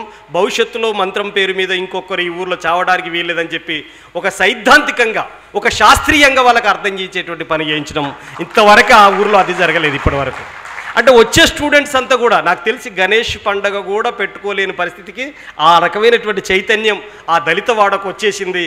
అట్లా ఒక్కొక్కసారి స్టడీ సర్కిల్లో క్లాసు అట్లాంటిదే చెప్పుకుంటూ వస్తున్నాం. కాబట్టి ఈరోజు ఆ గూడెం ఆ మేరకు డెవలప్ అయింది అనేది సంతోషం అనిపించింది. సో నేను చెప్పదలుచుకుంది ఏంటంటే పట్టుదల ఉండటం అనేటువంటిది చాలా ముఖ్యమైనటువంటిది. ఎంఎన్ఎస్ కార్యకర్తకి చొరవ ఉండాలి, తెగింపు ఉండాలి, చావో రేవో తేల్చాలి. ఇప్పుడు మీరు చెప్పారు కదా, బైరి నరేష్ గారి మీద ఇక 2 సార్లు మర్డర్ అయింది అని అనిపించింది. బతుకుతాడా లేదా అని చెప్పేసాను. వరంగల్లో కొట్టినప్పుడు, అక్కడ కొట్టినప్పుడు. నేను డైరెక్ట్ వీడియో మనోడు ప్రకటన అన్నాడు కానీ నేను వీడియో మాట్లాడినా, మీరు వీడియో చూడండి. ఆ రోజు చెప్పాం వీడియోలో, బైరి నరేష్ మాట్లాడిన దాంట్లో 5 పైసల తప్పు లేదు. బైరి నరేష్ మాట్లాడిన దాంట్లో 5 పైసల తప్పు లేదు. మీరు వేద మంత్రాలలో చెప్పిన పదాన్నే మా ఊరు భాషలో మాలమాదిగోళ్ళు మాట్లాడుకునే భాషలో బైరి నరేష్ చెప్పిండు. అంతే తేడా. మీకు వచ్చిన సంస్కృతం మీరు ఏది మాట్లాడండి, అందులో ఉన్న అర్థం నరేష్ మాట్లాడిన అర్థంలో చిన్న తప్పు ఉంటే దేనికైనా ఉంటాం అని చెప్పాము ఆ రోజు. చిన్న తప్పు ఉంటే, అందుకే విడమర్చి చెప్పడం అనేటువంటిది చాలా అవసరమైనటువంటిది. ఆ రూపంలో తెగింపు సైతం. మన మీద నిర్బంధాలు రావచ్చు, మన మీద దాడులు జరగవచ్చు, ప్రతిఘటన జరగవచ్చు, కానీ మీరు ఎప్పటికీ భవిష్యత్ తరాలకి ఒక మార్గదర్శకులుగా నిలబడతారు. ఎందుకోసం చనిపోయింది? ఒకవేళ నన్ను చంపారు, నన్ను చంపుతారు, నాకు తెలుసు చంపుతారని, నేను చనిపోతా అని చెప్పేసి జీవించడం మామూలు విషయం కాదు.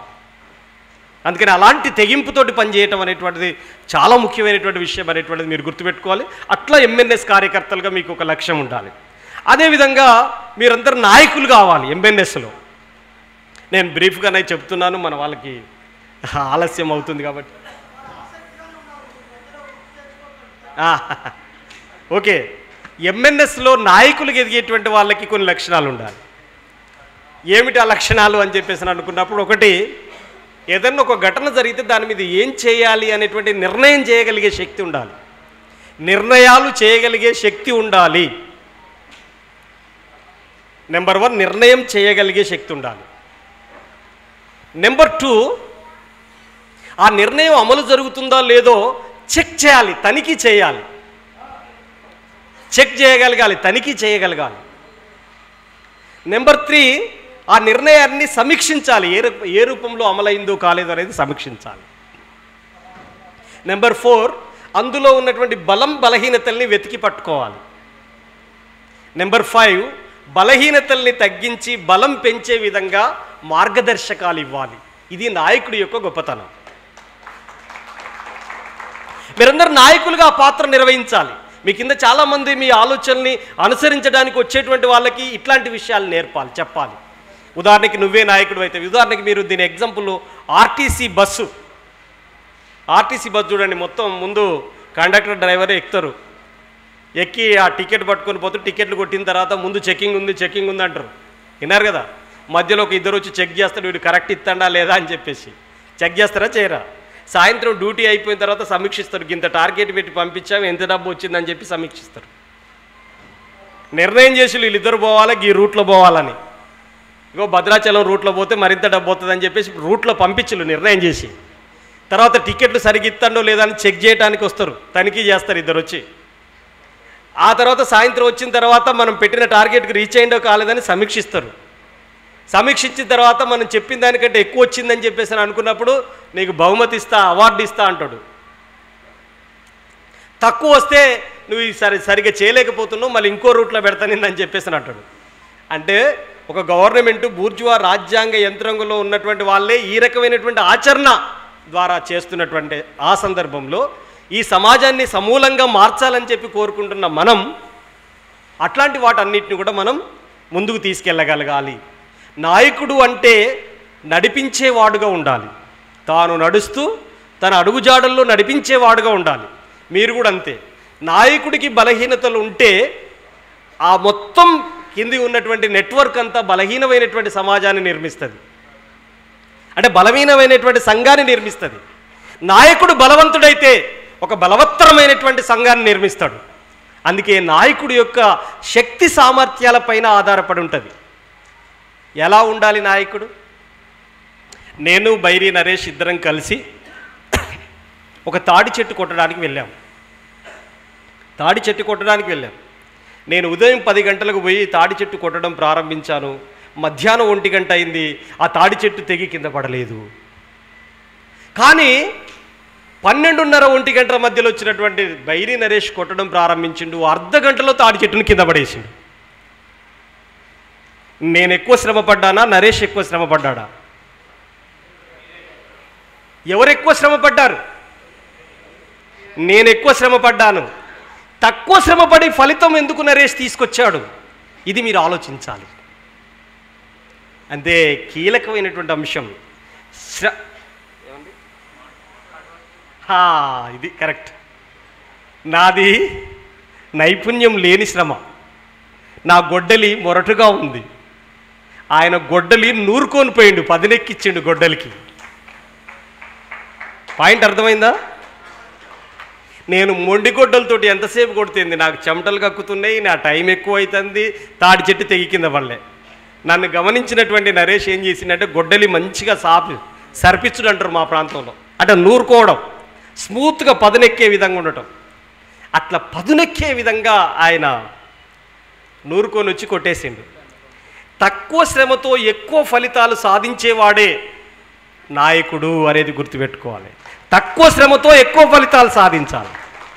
ఎక్కువ శ్రమపడి తక్కువ ఫలితాలు సాధించే నాయకత్వ లక్షణంలో లోపాలు ఉన్నట్టుగా భావించాలి అనేటువంటిది. తర్వాత ఎటే టైంలో ఏకకాలంలో అనేక పనులు చేయగలిగే ఆర్ట్ రావాలి.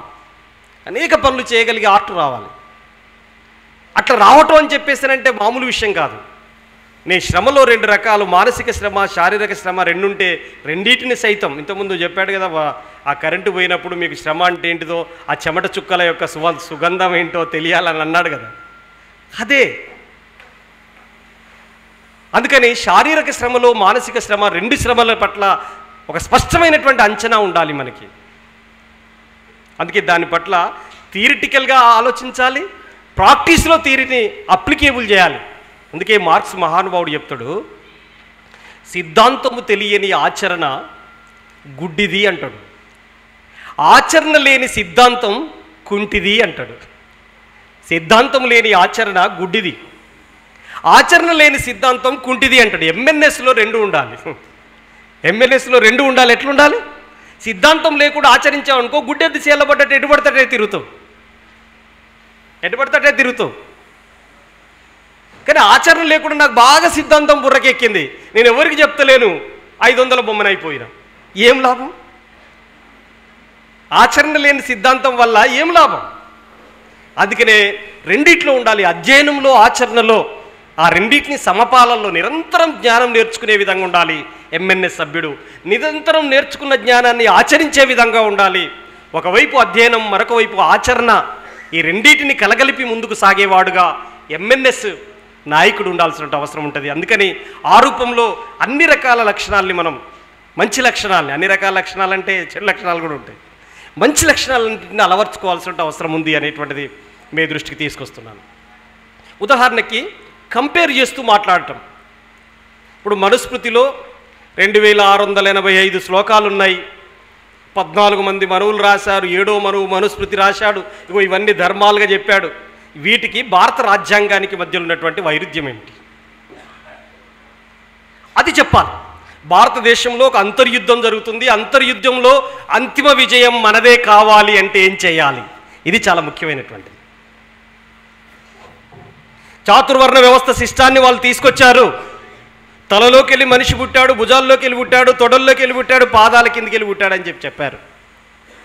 అందుకనే తలకాయలకి వెళ్ళి బ్రాహ్మణులు పుట్టారని వాళ్ళు అంటున్నారు, తల్లి గర్భంలోకి వెళ్ళి పుట్టానని చెప్పేసి భారత రాజ్యాంగం చెబుతుంది.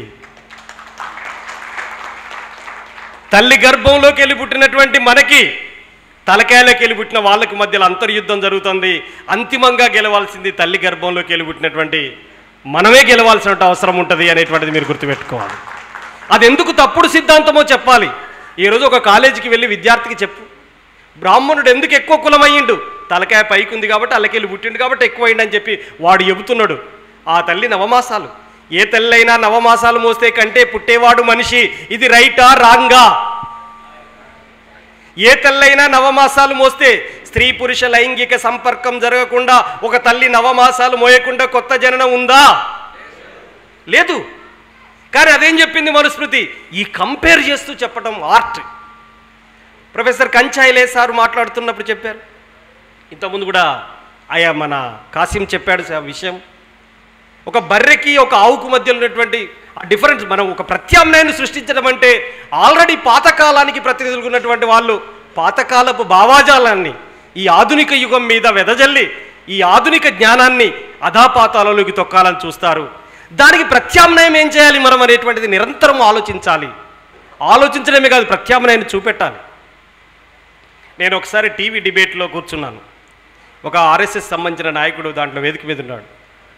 నువ్వు జగిత్యాలలో ఇట్లా మాట్లాడావు, నన్ను అంటున్నాడు, నువ్వు జగిత్యాలలో ఇట్లా మాట్లాడావు, బస్సు ఎక్కి మాట్లాడావు. బస్సు యాత్రలో వచ్చాను నేను, అప్పుడు రాష్ట్రమంతా తిరిగాను తెలంగాణ. ఆ జగిత్యాలలో నువ్వు ఇట్లా మాట్లాడావు, స్కైలాబ్ బాబు, ఆవు మా తల్లి, ఆవును కోస్తే ఆవును కోసిన నల్లగా వస్తామని అన్నాడు ఆయన.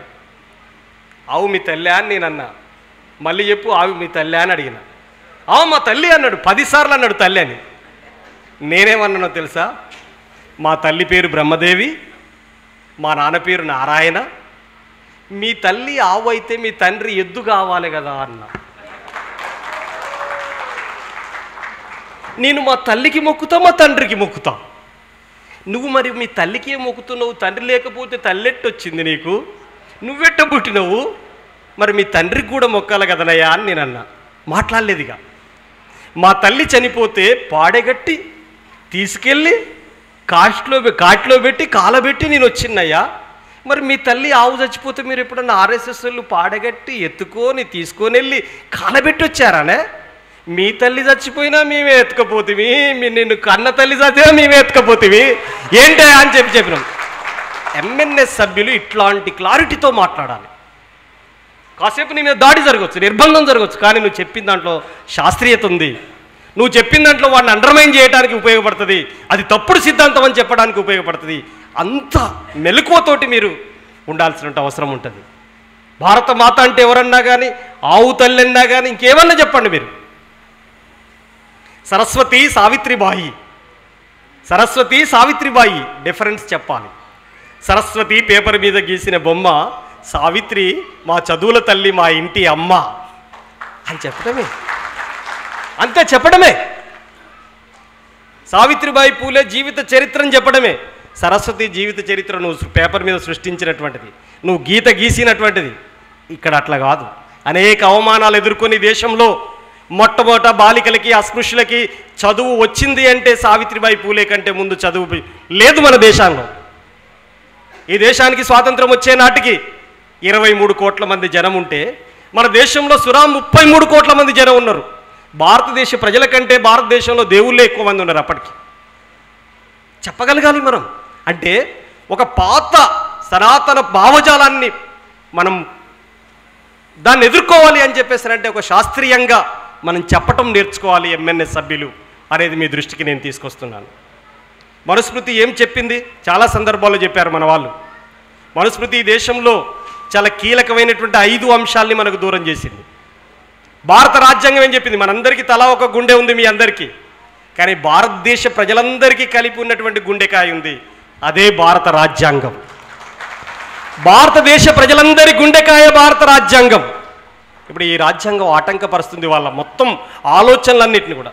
ఒక మనిషికి మరొక మనిషి బానిస, ఒక మనిషి మరొక మనిషి కంటే ఎక్కువ అని చెప్పేసి ముక్కలు చేసింది మనుస్మృతి అయితే, చట్టం ముందు అందరూ సమానులే అని చెప్పేసింది భారత రాజ్యాంగం. మరి చట్టం ముందు అందరూ సమానులనే భారత రాజ్యాంగం వైపు మనం నిలబడాలా? మనుషుల మధ్యలో ఎక్కువ తక్కువలు ఉంటాయి, అసమానతలు ఉంటాయి, ఒకడు ఎక్కువ కులం రెండోడు తక్కువ కులం, ఇట్లాంటి అసమానతల వైపు నిలబడాలా, సమానత్వం వైపు నిలబడాలా, అసమానతల వైపు నిలబడాలా అని చెప్పేటువంటి ఒక సవాల్ విసిరాలి మనం. అందుకే రాజ్యాంగం యొక్క ఔన్నత్యాన్ని ముందుకు తీసుకెళ్లాలంటే మనుస్మృతిలో ఉన్న లోపాలేంటో మనకు అర్థం చేసుకోవాలి. నువ్వు చదువుకోకూడదు, నీకు భూమి ఉండకూడదు, నీ స్త్రీల మెడలో బంగారం ఉండకూడదు, నువ్వు ఆయుధం పట్టకూడదు, నువ్వు అధికారంలోకి రావద్దని చెప్తుంది మనుస్మృతి. నో, అదంతా తప్పు, అదంతా తప్పు అని చెప్తుంది. భూమి వాడు ఉండకూడదనేటువంటి ఒక మానసిక చట్టమే ఈరోజు ఎంత దూరం తీసుకొచ్చిందో తెలుసా మీ అందరికీ? నేను వరంగల్ జిల్లాలో ఒక ఊరికి వెళ్ళి రాస్తున్నా. వాళ్ళందరికీ విష జ్వరాలు వస్తున్నాయని చెప్పి నేను రాస్తుంటే ఒక ముసలమ్మ ఊరికొచ్చింది. 10 సంవత్సరాల కింద ముచ్చట చెప్తాను. ఒక ముసలమ్మ ఊరికొచ్చి తన కొంగు వరిసింది నా దగ్గరికి వచ్చి. అట్లా కొంగు ఉంటుంది, పైట కొంగు తెలుసుగా మీ? ఈ పైట కొంగు వరిసింది. పరిచయం ఏమన్నదో తెలుసా? అందరూ బాడుకావులే వస్తారు, రాసుకొని పోతారు, ఏ బాడుకావు ఏం చేసింది లేదు మాకన్నది. బాడుకావు అన్నది ముసలమ్మ. బాగా వినండి. అందరూ బాడుకావులు వస్తారు, రాసుకొని పోతారు, ఏ బాడుకావు ఏం చేసింది లేదు మాకన్నది. అరే ఈ ముసలమ్మ బాడుకావు అంటుంది ఏందిరా అని నేను పరేషాన్ అవుతున్నా. కానీ మీరు బాగా గుర్తుపెట్టుకోండి, ఆ ముసలమ్మ బాడుకావు అని ఒక 5-6 సార్లు అన్నది, కానీ ఇంకో 20 సార్లు అంటే బాగుండి అనిపించింది నాకు తర్వాత. కానీ నన్ననాలనా, ఎంపీ ననాలనా, నన్ననాలనా, ఎమ్మెల్యే ననాలనా, నన్ననాలనా, జెడ్పీటీసీ ననాలనా, ఎంపీపీ ననాలనా అనేదే తేడా. కానీ బాడుకావు అయితే అనాలి పక్క. ఏమన్నదో తెలుసా? అట్లా అన్న తర్వాత, ఏందమ్మా నీ బాధ ఏంటో చెప్పమ్మా, ఇక్కడ అంతా చికెన్ గున్యా, విష జ్వరాలు, మలేరియా, డెంగ్యూ వచ్చినాయట ఈ దళితవాడలో అని చెప్పేసి నన్ను ఒక బోధకాలుంది ఆమెకి. అయితే నేను ఆ ఇంటికాంచి రాసి ఇంకో ఇంటికి పోయిన తర్వాత మా తల్లికి ఎంత మాతృమూర్తి, అంత స్త్రీకి ఎంత మానవీయత ఉంటుందో. ఆ తల్లి నా దగ్గరికి వచ్చి ఈ రెక్క పట్టుకొని, బాధపడ్డవా కొడుక, ఎంత బాగా అంటుంది. మళ్ళా అక్కడ బాడుకావని 5 సార్లు అన్నది, ఇక్కడికి వచ్చి బాధపడ్డవా కొడుక అని మోచేయి పట్టుకున్నది నా దగ్గరికి వచ్చి. ఏంటిదమ్మా అంటే ఆమె చెప్పింది, నేను మా ఫాదర్ చనిపోయినప్పుడు కూడా ఏడవలే, అప్పుడు ఏడ్చిన నేను. నాకు అసలు జనరల్గా ఏడుపు రాకుండా ధైర్యంగా ఉంటాను నేను, కానీ ఏడుపు వచ్చింది. ఏమన్నా తెలుసా తల్లి? బాధపడ్డవా కొడుక, నా మగడు గడి మంచంలో గురకబెడుతున్నాడు, కొద్దిసేపట్లో నా మగడు చచ్చిపోతాడు, అందరికీ భూములు ఉన్నాయి, భూములల్లో కాలేస్తారు కొడుక, నా మొగన్ని కాలేయటానికి 6 అడుగుల నేల లేదు కొడుక. 65 ఏళ్ల స్వాతంత్రమా, సిగ్గుతో తలదించుకోవాలా వద్దా మీరు చెప్పండి? శవాన్ని పూడ్చుకునేటువంటి స్థలం లేదని చెప్పేసి ఆ తల్లి అన్నది. పైగా ఆయనకు కుష్టి వ్యాధి ఉంది. ఆ కులం వాళ్ళు కూడా పట్టుకోవడానికి సిద్ధపడట్లేదు.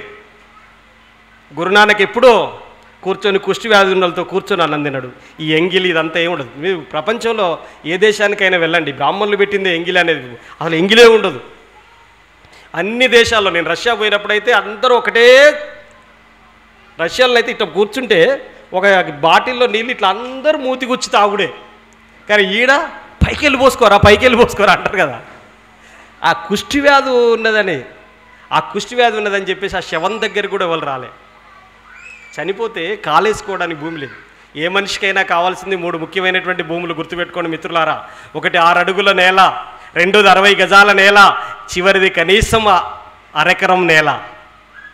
6 అడుగుల నేల అంటే కోటీశ్వరుడైనా కోటి గతిలోనే చచ్చిపోతే బొంద పెట్టుకునేటువంటి బొందలగడ్డ స్థలం. 60 గజాల భూమి అంటే నీడనిచ్చే ఇంటి స్థలం. చివరిది అరెకరం భూమి అంటే భార్యాభర్తలు 2 పిల్లలుంటే తిండి గింజలు వండేటువంటి భూమి. ఈ భూమి ఎందుకు లేకుండా పోయింది? ఇక్కడి నుంచి అక్కడికి లింకు పెట్టాలి ఎంఎన్ఎస్ సభ్యుడు. శూద్రుల ఆస్తులు కలిగి ఉండరాదని చెప్పి మనుస్మృతి చెప్పింది. దానికి ప్రతినిధిగా ఆర్ఎస్ఎస్ ఉంది, బీజేపీ ఉంది. చట్టం ముందు అందరు సమానులని బాబాసాహెబ్ అంబేద్కర్ చెప్పిండు. అందరి చేతుల్లోకి భూమి రావాలి, భూమి జాతీయకరణ చేయాలని చెప్పేసి బాబాసాహెబ్ అంబేద్కర్ చెప్పిండని చెప్పి లింకు పెట్టాలి మనం. ఇది తేడా. ఎంఎన్ఎస్కు మిగతా వాళ్ళకున్న తేడా అట్లా ఉండాలి, అది చెప్పగలగాలి.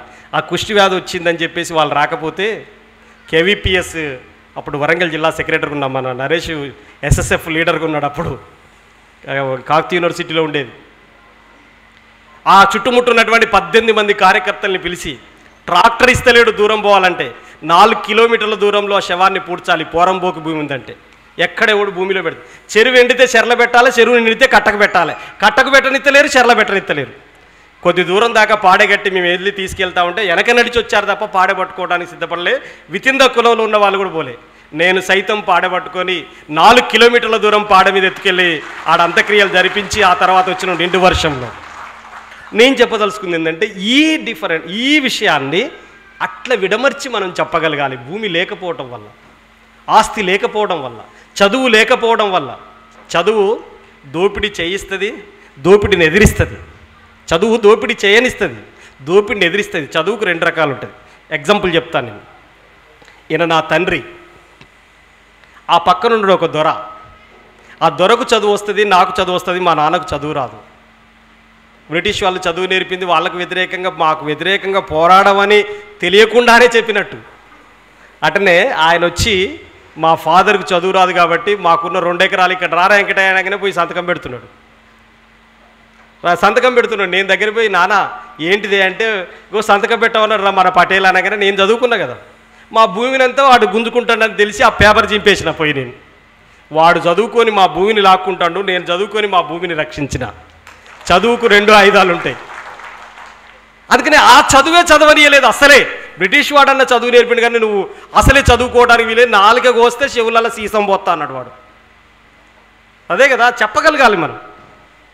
చదువు అనేది 14 సంవత్సరాలలోపు నిర్బంధ ఉచిత విద్య పెట్టాలని చెప్పి బాబాసాహెబ్ అంబేద్కర్ చెప్పిండు. హెల్త్ ఎడ్యుకేషన్ అనేది ఎట్టి పరిస్థితులలో ప్రైవేట్ సెక్టార్లో ఉండకూడదు, అది పబ్లిక్ సెక్టార్లోనే ఉండాలి అని చెప్పేసి, వెల్ఫేర్లోనే ఉండాలని చెప్పిండు బాబాసాహెబ్ అంబేద్కర్.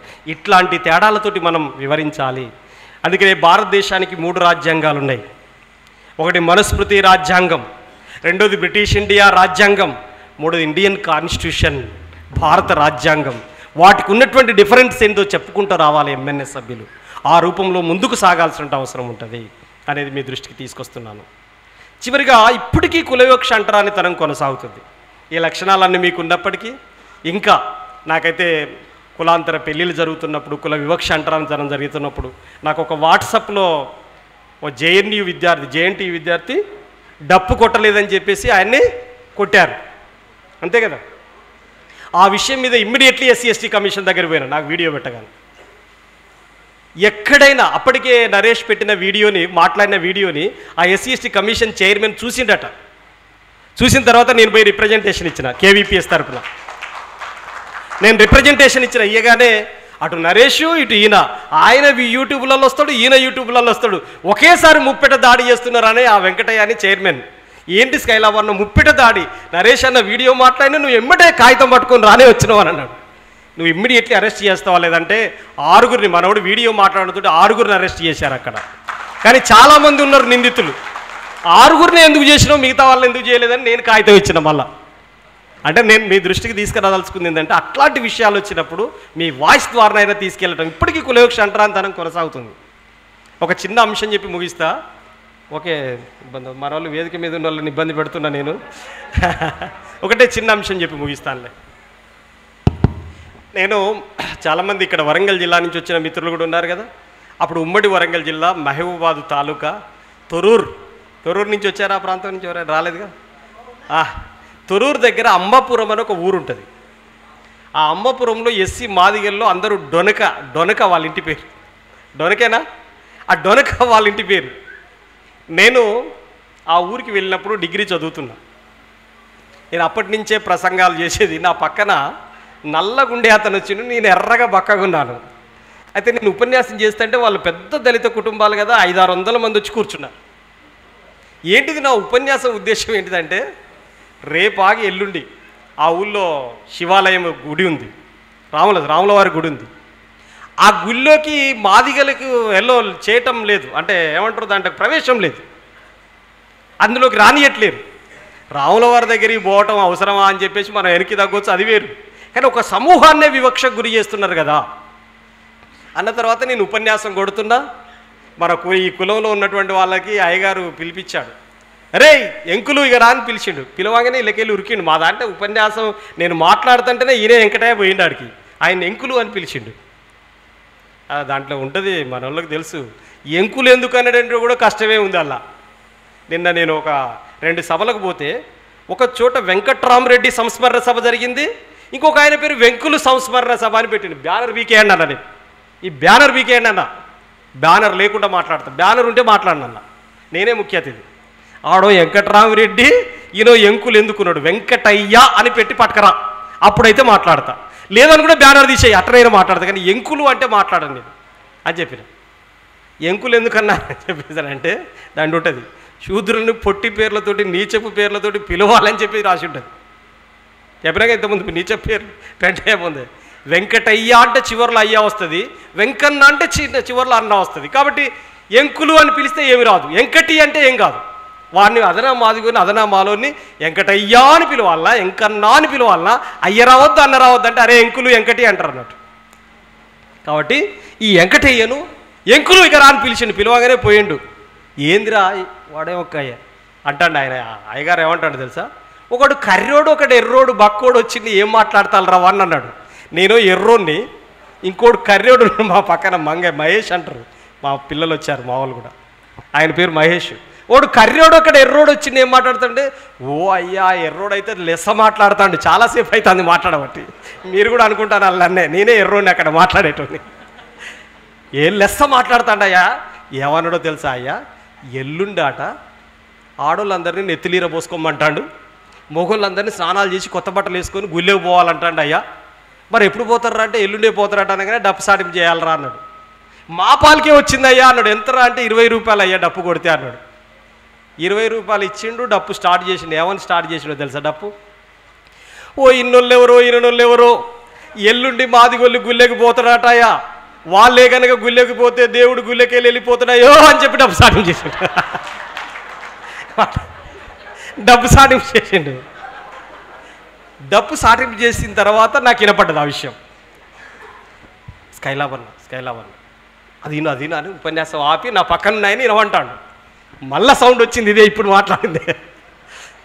ఇన్నోళ్ళెవరో ఎల్లుండి మాదిగోళ్ళు గుళ్ళెకి పోతారట, వాళ్ళే కనుక గుళ్ళెకి పోతే దేవుడు గుళ్ళెకి వెళ్ళిపోయిండహో వెళ్ళిపోతాడయో అని చెప్పేసి డప్పు సాటింపు చేసిండు. ఇది ఎవరు చెప్పిందంటే మన ఊరు అయ్యగారు చెప్పిండయో అని చెప్పారు అన్నాడు.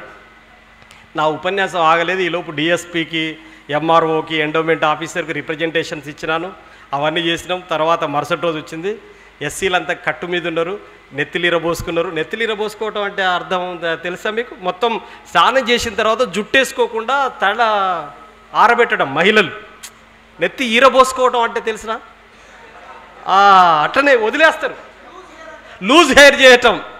అట్లా చేశారు. వీళ్ళందరూ కొత్త బట్టలు వేసుకున్నారు, కొబ్బరికాయలు ఊదుకడ్డలు పట్టుకున్నారు. ఊళ్ళకి వెళ్ళిపోతున్నాం మేము. ఇక ఊర్లో గొర్రెల కాపర్ల కులానికి సంబంధించినటువంటి వాళ్ళు 20 మంది కర్రలు పట్టుకొని ఉన్నారు అక్కడ.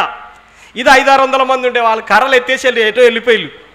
ఇక మేము గుళ్ళకి పోతే చూడరాదు, ఇక ఒక్కొక్కడు మాదిగొల్ల పిల్లగాడు ఎగిరెగిరి గంటలు కొడుతున్నారే, ఎగిరెగిరి గంటలు కొడుతున్నారు. మహిళలు నీళ్ళ మీద పోసుకొని చుట్టూ పొరలాడుతున్నారు. గుడి నీ అమ్మ ఆ చుట్టూ పొరలాడుతున్నారు వాళ్ళంతా. ఎప్పుడు ఎన్ని 70 ఏళ్ళు అవుతుంది, మా తాతలు పోలే, మా తండ్రులు పోలే, భలే వచ్చిన కొడుక నన్ను ఎత్తుకొని ఊరేగింపు చేస్తారు. అంతా మాయా ప్రపంచం అక్కడ. ఇక అది అయిపోయిన తర్వాత చూడరు. అదిగా ఆ ఊర్లో బీసీలు అంతా పోయి అయ్యగారి ఇంటి మీద పడ్డరు. ఏం అయ్యగారు దేవుడు ఉన్నాడంటారా పోయిండంటారా అని అడిగారు. నిజంగానే పాయిరు కదా మాదిగొల్లు గుళ్ళకు, ఇప్పుడు దేవుడు ఉన్నాడంటారా పోయిండంటారా అని అన్నాడు. అయ్యగారు ఏం చెప్పాలి, దేవుడు పోయిండంటే వాడు పోయినాక నువ్వెందుకు నువ్వు కూడా పో అంటారు. దేవుడు ఉన్నాడంటే అప్పుడు పోతాడంటే కదరా అంటారు. ఉన్నాడన్నా అయ్యగారికే లాభం, పోతాడన్నా అయ్యగారికే లాభం. ఏమి చెప్పినా అయ్యగారికే లాభం, ఏం చెప్పినా అయ్యగారికే లాభం. మనం చేసేదంతా వారి కోసమే,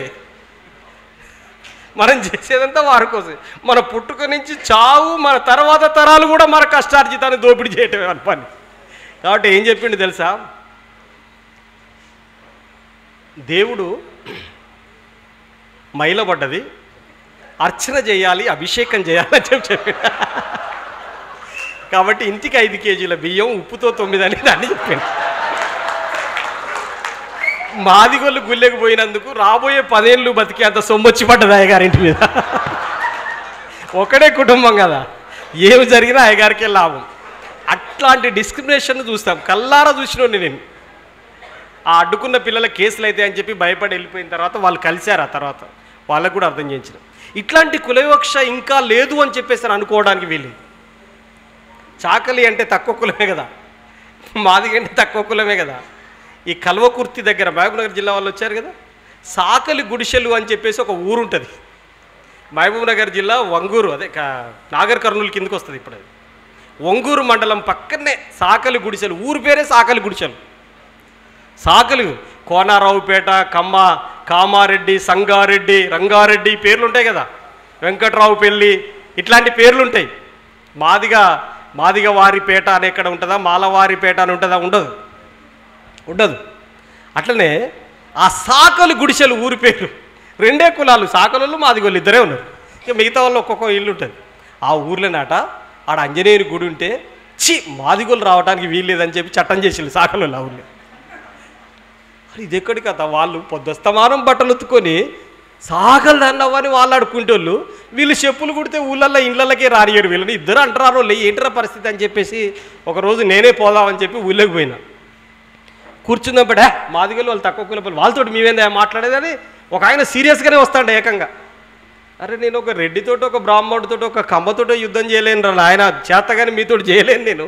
మనం కూర్చుందాం పట్టంటే కూడా కూర్చుంటలేడు. మాదిగోళ్ళు వచ్చే గుళ్ళకెళ్ళి దేవుడు వెళ్ళిపోతాడు అంటాడు. వాడు ఏం చేయాలి నేను? ఇక అప్పుడు వాళ్ళ కులం పెద్ద మనుషులందరినీ పైకి వెళ్ళి పిలిపించి అట్లా చేసినాం. ఈ రోజుకి కూడా టెంపుల్ ఎంట్రీ లేని గ్రామాలు ఉన్నాయి. మీరు అవి ఆలోచించండి. తెలంగాణ, ఆంధ్ర అన్ని చోట్ల కూడా ఉంటాయి, తెలియకుండా ఉంటాయి. రీసెంట్గా మీరు సిద్దిపేట ప్రాంతం నుంచి వస్తే సీతారాంపల్లి అనే ఒక ఊరుంది, సిద్దిపేట మండలంలో. అయ్యప్ప మాలను, ఆంజనేయ స్వామి మాల వేసుకున్న కూడా భిక్ష టెంపుల్లో పెట్టడానికి వీల్లేదు, వాడు ఎస్సీ మాలోడు కాబట్టి అని పెట్టలేదు. ఈ రోజుకి పెట్టనీయలేదు. ఇట్లాంటి వివక్ష ఉంటుంది. ఇక కొన్ని చాప కింద నీరులాగుంటాయి వివక్ష. ఇప్పుడు నేను నరేష్, ఆయన పేరు నరేష్ రెడ్డి అనుకోండి, నా పేరు స్కైలాబ్ బాబు, మేమిద్దరం కలిసి ఆటోలో పోతున్నాం. ఆయన నల్లగా ఉన్నాడు, నేను ఎర్రగా ఉన్నా. చూసారా మీరు మా కలర్లు? చూసారా? కానీ ఆయన పేరు నరేష్ రెడ్డి, నా పేరు స్కైలాబ్ బాబు. నా పేరు వెంకటయ్య వేసుకోరాదు మీరు, స్కైలాబ్ బాబు అంటే ఫ్యాషన్ ఉంది కాబట్టి నా పేరు వెంకటయ్య, ఆయన పేరు నరేష్ రెడ్డి. మేమిద్దరం కలిసి ఆటోలో పోతుంటే ఆయన తొడ నా తొడ ఆనిచ్చుకొని కూర్చున్నాం మేమిద్దరం. ఆయన ఏమంటాడో తెలుసా? సార్ మీరు ఎక్కడికి పోవాలా సార్ అన్నాడు. ఎక్కడికి పోవాలా సార్ అన్నాడు నన్ను. బాగా గుర్తుపెట్టుకోండి, ఏమంటాడు నన్ను? ఎక్కడికి పోవాలా సార్ అన్నాడు. నేనేం చెప్పాను? మహబూబాబాద్ పోవాలా సార్ అన్నా నేను. ఆయనను కూడా సార్ అన్నా నేను మహబూబాబాద్ పోవాలని. అయ్యో మాది కూడా మహబూబాదే కదా సార్ అన్నాడు ఆయన ఎంబటే. అవునా సార్ మీది కూడా మహబూబాద్ అంటే, ఎవరింటికి పోతున్నావు మా ఊర్లో అన్నాడు. ఎవరింటికి పోతున్నావు అంటే, నేను పలానా మందులుప్పలే ఇంటికి పోతాను అన్నా. అక్కడ మందులుప్పలే మాది కూడా అయితే వీడు కూడా మాది కూడా కొంచెం జరుగుతాడు, కొంచెం జరిగి భలే టైట్గా ఉంది కదా సార్ అంటాడు. ఇది వివక్ష, ఇది అర్థం కాని వివక్ష. అవన్నీ అర్థమయ్యేటి. అర్థం కాకుండా వివక్ష ఎట్టుంటుందో పసిగట్టడం కూడా ఆర్టే. ఎంఎన్ఎస్ సభ్యులు ఆర్ట్గా ఆలోచించాలి. ఇట్లాంటి వాటిని కూడా పసిగట్టాలి. వాడు కాలేజీలో న్యాయమిటే ఉంటాడు. కులవివక్ష రూపాలు కూడా అన్నావు కదా, నా దాంట్లో ఉన్నది ఆ జాబితాలో. మేమిద్దరం క్లాసులో అరే అంటాడు, అరే నరేష్ గారు అని పిలితే ఏంద్రా స్కైలావా అని అంటాడు. మంచిగా ఉంటాం, జాగ్రత్తగా నండి. బెంచ్ మీద కూడా కలిసే కూర్చుంటాం.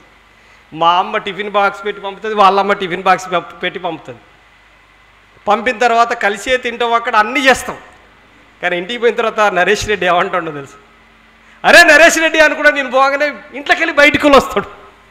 బయటకు వచ్చి గనువు అవతలు ఇచ్చుకే ఆలోచిస్తాడు. నాకు మీకేమర్థమైంది ఇప్పుడు? ఇంట్లోకి పోతే వీడి బెంచ్ మీద కూర్చున్నట్టు మళ్ళీ ఇంట్లోకి వచ్చి నా బెడ్ మీద ఎడ కూర్చుంటాడు అని చెప్పి నరేష్ రెడ్డి బయటకు వస్తాడు. ఖతం. వాడేందిరా మాదిగొల్ల పోరగాడు, వాడు నిన్ను నరేష్ రెడ్డిగా అంటాడేవిరా, రా అంటాడు ఏందిరా అని చెప్పి ఇంట్లో వాడు బెంచ్ మీద కూర్చున్నట్టు బెడ్ మీద కూర్చుంటే మా అవ్వయ్య నన్నదంతారని వాడు బయటకు వస్తాడు. బయటకు వచ్చి ఆలోచిస్తాడు. కనపడుతుందా మీకు? ఇంతకుముందు ఆంధ్ర యూనివర్సిటీలో, ఉస్మానియా యూనివర్సిటీలో 2 పేర్లు ఉండే తెలుసా? వచ్చేటోడు వాడరా రిక్షానా సైకిలా అని అడిగేది. రిక్షా సైకిల్ అంటే మనకు మామూలుగా రిక్షా సైకిల్ అనిపిస్తుంది. అది కాస్త రూపాంతరం చెంది ఏమంటారు, మాడిఫై చేసిళ్ళు దాన్ని. వాడు వార్తా ఈనాడా అని అడిగేది. తర్వాత ఇప్పుడు మాలోడా మాది కూడా అని అడగకుండా వార్తా ఈనాడ పేపర్ల పేరు.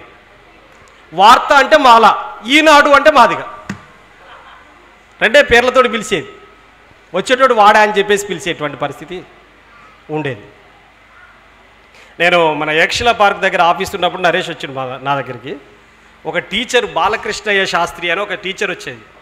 ఆ టీచర్ ఆఫీస్ దగ్గరికి వచ్చి ఏమన్నాడు తెలుసా నన్ను, ఏ స్కైలాబ్ ఏం రా నాకు గురువు అవుతాడు, అరే స్కైలాబ్ ఏం రా కులవివక్ష అంటరాంతనం అని పెద్ద పోరాటం చేస్తేరా, ఆ మాదిగముడ కొడుకునికి 56 మార్కులు వస్తే వానికి సీట్ వచ్చే, నా బిడ్డకి 86 మార్కులు వస్తే సీట్ రాకపోయా, ఇంకెంతకాలం రా రిజర్వేషన్లు అని ఒకటే లొల్లి నా మీద ఎగురుతూనే ఉన్నాడు. నేను ఆ నక్కలగుట్ట కాడ ఛాయ్ తాగేది, మీ మన నరేష్ తెలుసు. అప్పుడు నేను అన్న, సార్ మీరు చాలా ఆవేశంలో ఉన్నారు, ఎట్టి పరిస్థితులలో మన ఇద్దరం కలిసి ఛాయ్ తాగాలి సార్ అన్న. నేను ఇంకెక్కడ తాగుడురా, నా బిడ్డకు సీట్ రాలేదని ఆవేశంలో ఊగిపోతూ ఉన్నాడు. ఊగిపోతూ ఉంటే నేను, సార్ అల్లం ఛాయ్ చెప్పనా సార్ అన్న. నేను అల్లం ఛాయ్ తాగుతారా సార్ అన్న. అది కాదురా అని చెప్పి మళ్ళా రెచ్చిపోతున్నాడు. నేను ఎట్లా కూల్ చేయాలో నాకు అర్థం కావట్లేదు. ఇక అట్లా మెల్లమెల్లగా చెప్పి, అది కాదు కానీ లెమన్ చెప్పు, ఇక లెమన్ చెప్పు అన్నాడు. లెమన్ ఛాయ్ చెప్పిన తర్వాత తాక్కుంటా చెప్పి, రిజర్వేషన్స్ అన్నీ మీకే ఉన్నాయిరా, అదే మాకు ఏం లేవురా అని చెప్పాను. అయితే సార్ మీరు ఎంతసేపు అన్నారు కానీ నేను అప్పుడేం వినపడలేదు సార్, ఇంతకుముందు ఏమన్నారు సార్ అని మళ్ళీ అన్న. నేను ఇక కూల్ అయిన తర్వాత నేను అందుకున్నా, ఇక లెమన్ టీ తాగిన కదా, కూల్ అయిన తర్వాత నేను అందుకొని ఇంతకుముందు ఏమన్నారు సార్ మీరు అని. వాడేరా మాదిగలిగాడు, మాదిగలిగాని కొడుకు, వాళ్ళ ఊర్లో మాదిగలిగా కొడుకు అట 56 మార్కులు వస్తే మెడిసిన్లో సీట్ వచ్చిందట. వీళ్ళ బిడ్డకి 86 వచ్చినా రాలేదట. అదే ఎగురుతున్నాడు అప్పటి నుంచి. ఎంతకాలం రా రిజర్వేషన్లు, ఇక ఇంకెంతకాలం అనుభవిస్తారా బీసీలు, ఎస్సీలు, ఎస్టీలు అని దేశంలో ఎన్నెళ్ళు దొబ్బి తింటారా, ఇంకేదో భూత పదం కూడా అన్నాడు. ఎంతకాలం దొబ్బి తింటారా అన్నాడు. ఇక నేను ఓపిక పట్టి చాలా నిమ్మలంగా చెప్పి, సార్ మీరు లెమన్ టీ తాగిలిగా, నేను అల్లం టీ తాగుతా సార్ అన్న. అల్లం టీ తాగిన నేను తాగి, సార్ నాకు కూడా ఎందుకో ఇబ్బంది అనిపిస్తుంది సార్, చాలా ఏళ్ళ కాంచి మా వాళ్ళు ఎందుకో రిజర్వేషన్లు తీసుకుంటున్నారు అనవసరంగా. మా తాత వాళ్ళు తీసుకొని ఉంటారు, మా నాన్న వాళ్ళు తీసుకుంటారు, నేను తీసుకొని ఉంటా, నాకు కూడా ఇష్టం లేదు సార్ ఈ రిజర్వేషన్లు రద్దు చేయాలి సార్. అయితే ఒక పని చేద్దాం సార్, మీ రిజర్వేషన్ మాకు ఇవ్వండి, మా రిజర్వేషన్ మీకు ఇస్తాను సార్, ఒప్పుకుంటారా సార్ అన్న. నేను సింపుల్. మాకెక్కడ ఇరా రిజర్వేషన్లు అన్నాడు. నేనేమన్నానో తెలుసా, మీ తాత కాళ్ళు మా తాత గడిగిండు, మీ అయ్య కాళ్ళు మా అయ్య గడిగిండు, నీ కాళ్ళు నేను గడుగుతున్నా, మళ్ళీ నీ కొడుకు కాళ్ళు నా కొడుకు గడగాల, మళ్ళీ నీ మనవని కాళ్ళు నా మనవడు గడగాల. ఎప్పటికీ అయ్యగారు పంతులయ్యగారు అని మీరు పిలిపించుకోవాలి. ఎండవాన చలిలో మీ ముడ్లో గోసిపెట్టి కష్టపడి పనిచేయాలి. ఈ కాంచి అందరూ మీరు ఎండవాన చలిలో కష్టపడండి సార్, మేము గుడి దగ్గర దేవుని పక్కనే కూర్చుంటాం సార్, అయ్యగారులం అవుతాం మేమంతా, ఒప్పుకుంటారా సార్, ఆ రిజర్వేషన్ మాకు ఇచ్చి తీసుకోండి సార్, గవర్నమెంట్ ఏది ఇస్తే అది తీసుకోండి సార్ అన్న. నేను అట్లాంటి మెలకువలతోటి మీరు చర్చలోకి దిగాలి. ఒక పాత భావజాలాన్ని ప్రతిఘటించే చైతన్యం మీలో రావాలి అని చెప్పేస్తానంటే దాదాపుకి ఇలాంటివి అన్నీ చేస్తున్న వాళ్ళే ఉండి ఉంటారు, కానీ ఇవి చేయాలి. చివరికి ఒక మాట చెప్పి ముగిస్తాం. శర్మ సార్ ఉండేది. ఆ శర్మ సార్ ఏం చేసిండంటే, స్కైలాబ్ బాబు నాకు ఒక డౌట్ వచ్చింది, నీతో చెప్దాం అనుకొని వచ్చిందని ఆఫీస్కి వచ్చిండు. ఏంటి సార్ అంటే, శర్మ సార్, ఇది ఇంతకుముందు చెప్పిన శర్మ సార్తో పని చేసుకున్నటువంటి స్కూల్ అసిస్టెంట్ రాజేందర్ సార్ అని వచ్చిండు ఆఫీస్కి. ఆ రాజేందర్ సార్ ఏమంటుండంటే, అన్న నాకు విషయం తెలుస్తలేదు, రోజు మధ్యాహ్నం ఒక సారు శర్మ సార్ అని అన్నం తింటున్నప్పుడు ఏమంటాడంటే, నువ్వు ముందు తిను రాజేందర్ అంటాడు. నాకు ఏం అర్థం కావట్లేదు, జనరల్గా బ్రాహ్మణులు అంటే ఎక్కువ కులం కదా, వాళ్ళే ముందు తినాలా, మనం తర్వాత తినాలి కదా, నన్నే ముందు తినవంటాడన్న, నన్ను గౌరవించినట్ట అవమానించినట్ట అని అడిగిండు. ఎవరు? ఇట టీచర్ అడిగిండు నన్ను. ముందు తినంటాడంటే గౌరవించినట్టు అవమానించినట్ట అంటే మళ్ళీ నేను నక్కలగుట్టే, మా కేంద్రం అంతా నక్కలగుట్ట బ్యాంకు, ఆ ఛాయ్ తాగే ఎవరం ఎక్కువ తాగుబోతులలో నేను కొన్ని ఛాయలో. అప్పుడు పోయి ఆ టీ తాగుదాంపా రాజేందర్ అనుకుంటే తీసుకొని పోయిన తర్వాత రాజేందర్ సార్ ఏమన్నాడంటే, ఆలోచించుకొని రేపు వచ్చి చెప్పన్న, వదిలిపెట్టొద్దు ఆయన్నిగా, మరి రేపు రా అంటే, అన్న నువ్వు చెప్పిన తర్వాత ఇవాళ కూడా అట్టినే అన్నాడు. అన్న నువ్వే ముందు తినంటాను నన్ను. ఆయన భార్య ఆయనకు టిఫిన్ బాక్స్ పెట్టి పంపుతుంది, ఈయన భార్య ఆయనకు టిఫిన్ బాక్స్ పెట్టి పంపుతుంది కాదు, నువ్వే ముందు తినవంటాడు. ముందు తినవంటే నువ్వు అవమానించినట్ట గౌరవించినట్ట అన్న, చెప్పన్న నాకు 3 రోజుల నుంచి టెన్షన్ అవుతుందని ఆయన అన్నాడు. నువ్వేం ఆలోచించినావంటే, నాకైతే గౌరవించినట్టే అనిపిస్తుంది అన్నాడు. మీరేమంటారు? గౌరవించినట్ట అవమానించినట్ట?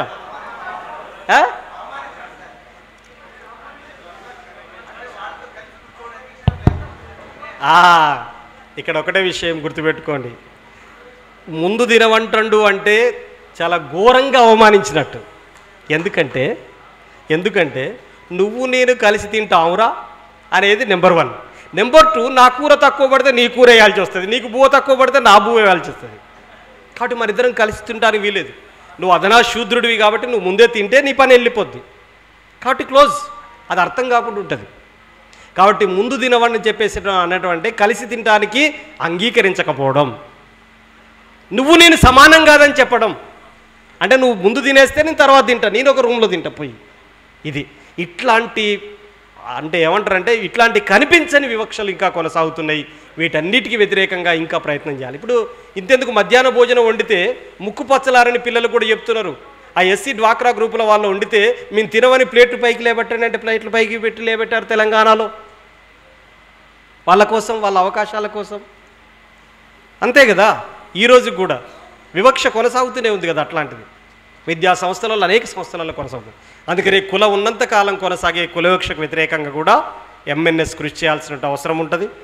నేను ఈ మూఢనమ్మకాల నిర్మూలన సంఘంలో డైరెక్ట్ బాధ్యతల్లో లేకున్నా ఇండైరెక్ట్లో మీతో పాటు కలిసి పనిచేయడానికి కూడా నేను సిద్ధంగా ఉంటానని చెప్పి తెలియజేస్తూ, కులవివక్ష వ్యతిరేకంగా సాగేటువంటి పోరాటాల్లో ఎంఎన్ఎస్ సభ్యులు కలిసి రావాలని, అట్లాంటి ఘటనలు ఏమైనా జరిగినప్పుడు కేవీపీఎస్ దృష్టికి తీసుకురావాలని, మీరు మేము కలిసి ఐక్యమత్యంతో ముందుకు సాగాలని, మన ఇద్దరం వేరు కాదు అనేటువంటిది నా భావం. ఇలాంటి క్లాసులు మా ఇంటర్నల్గా జరిపేటువంటి క్లాసులలోనే చెప్పేటువంటి వాడిని, ఇది కూడా కేవీపీఎస్ సంఘం నా సహచర సంఘం అని చెప్పి భావించి నేను రావటం జరిగింది. నేను చివరిగా చెప్పేది ఏంటంటే, 2 నెలల కిందటనే బైరి నరేష్ గారు చెప్పారు, ఇప్పుడు చాలా క్రిటికల్ సందర్భాల్లో నేను కమ్యూనిస్ట్ పార్టీ కార్యకర్తగా కూడా ఉన్నాను. మా పార్టీ అఖిల భారత కార్యదర్శి సీతారాం యేచూరి గారు చనిపోయారు.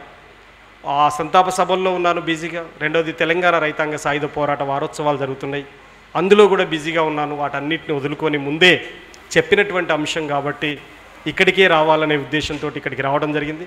మీ అందరి మధ్యలో మాట్లాడే అవకాశం కల్పించినందుకు మరొకసారి మీ అందరికీ జై భీమ్, లాల్ సలాం తెలియజేస్తూ ముగిస్తున్నాను. టైం ఎంత అవుతుంది? మీరు లోపలికి 9ంటికి వచ్చేళ్ళు, 9 గంటల 5 నిమిషాలకు వచ్చేళ్ళు. 5 నిమిషాలు లేట్గా వచ్చినందుకు మీకు ఈ పనిష్మెంట్. అదే మీరు 9ంటికి వస్తే అయిపోవు కదా, అయిపోనా? కానీ చాలా హ్యాపీగా ఉంది. అలవాటు లేని వాళ్ళు ఇన్ని గంటలు కూర్చోవటం, 1-2 గంటలకు మించి జరగవు. నేనైతే ఎన్ని మీటింగ్లో పోతున్నో తెలియదు.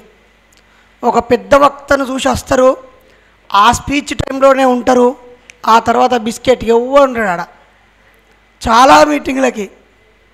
కానీ మన కుటుంబ సభ్యులు, మన సామాజిక పరివర్తకులు, ఈ ఆధునిక కాల సంఘ సంస్కర్తలైన మీరందరూ మీలో ఉన్న అంకిత భావాన్ని, ఓపికని, చైతన్యాన్ని, క్రమశిక్షణని చూపించారు. ఇది సమాజాన్ని ప్రేమిస్తేనే సాధ్యం, లేకపోతే ఇన్ని గంటలు ఉండలేరు.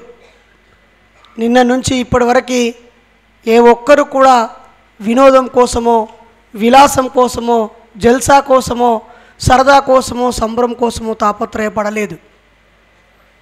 ఇక్కడ స్థలం అయిపోతే ఆ పక్కన పడుకున్నారు, అక్కడెక్కడో డాబా మీద పడుకున్నారు, ఆ రోడ్డు మీద కార్పెట్ వేసుకొని పడుకున్నారు.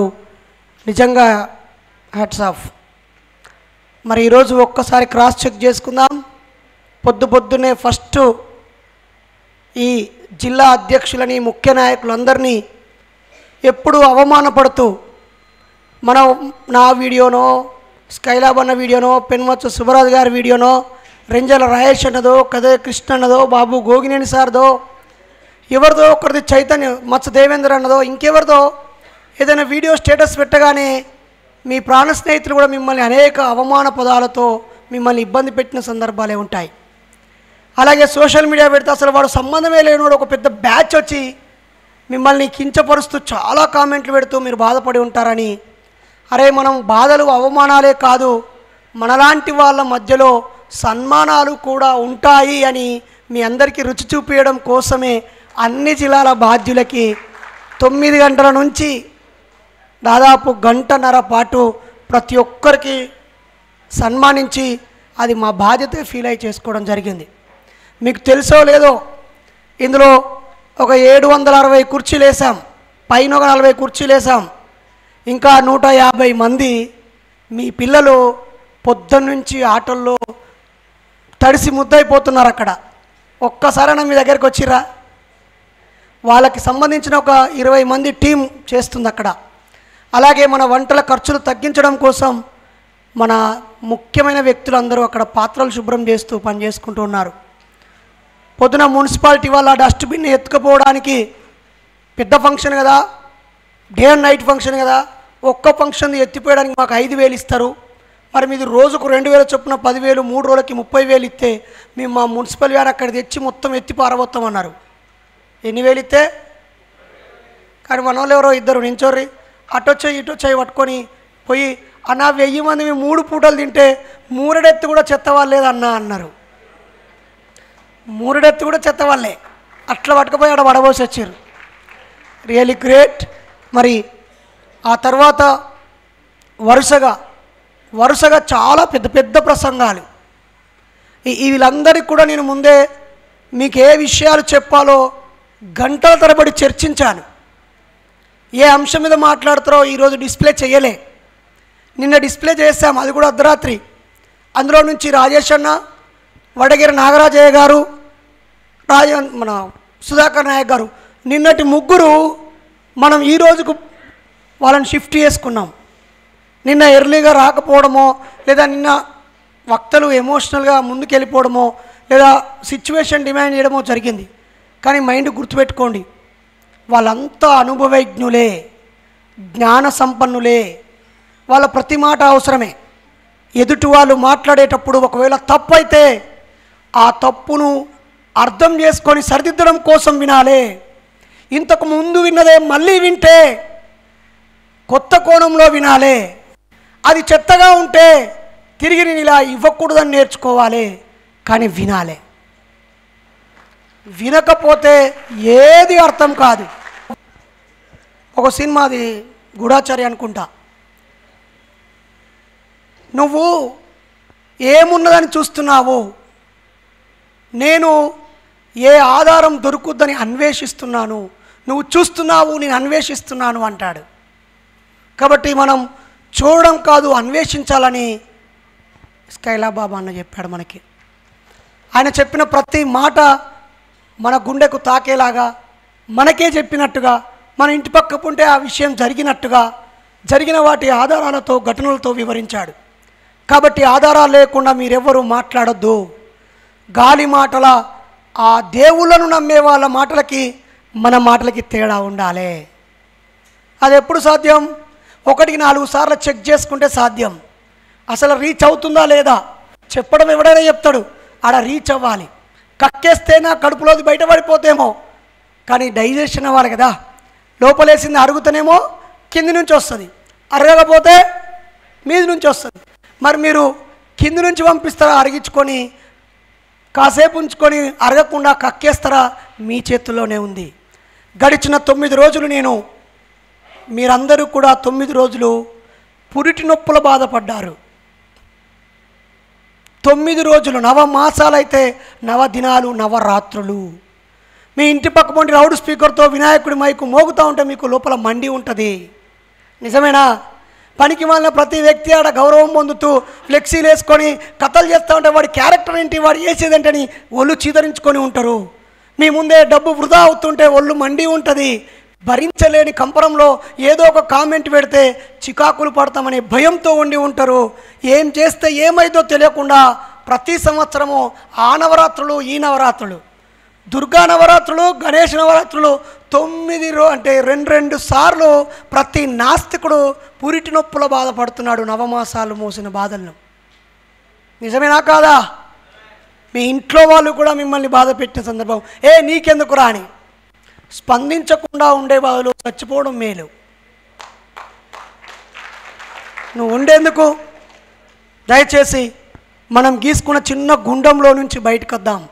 చాలామంది బుద్ధిహీనులు తమ హృదయం నందు ఏమనుకొందురు, మా పిల్లలు ఈ సంఘాలకు పోతే చెడిపోతురు అనుకుందరు. మరి వచ్చిన వాళ్ళందరూ, మాట్లాడిన వాళ్ళందరూ సంఘాలలో వచ్చిన వాళ్ళే కదా వీళ్ళంతా. వీళ్ళలో ఏమైనా చెడు కనిపించిందా? తాగుబోతులు ఎంబడిపోతే చెడిపోతారు, సెల్ అడిక్ట్ అయిన వాళ్ళు ఎంబడిపోతే చెడిపోతారు, లేదా ఒక స్వార్థపరుడైన నాయకుడి దగ్గరికి వెళ్తే చెడిపోతారు. రకరకాలు ఉంటాయి కదా. అధ్యయనం, పోరాటం, సామాజిక బాధ్యత, చైతన్యం, వ్యక్తిగత క్రమశిక్షణ, ఇవన్నీ కదా మనం రావాల్సింది. కాబట్టి మీరు వ్యక్తులుగా ఉండాలనుకుంటే మీకు నచ్చిన సేవా కార్యక్రమాలు చేసుకుంటూ ఎవరిని నొప్పించకుండా హాయిగా బతికేయండి, తప్పులేదు. అది మంచి క్రమశిక్షణతో ఉన్న పౌరుడు కూడా ఈ సమాజానికి విలువైన వ్యక్తే. క్రమశిక్షణతో మీ బతుకు మీరు బతుకుతే కూడా మీరు చాలా సేవ చేసినట్టే. క్రమశిక్షణ లేకపోతే నష్టం చేసినట్టు. కానీ మనకు క్రమశిక్షణతో పాటు స్పందించే ఒక స్పెషల్ గుణం ఉన్నది.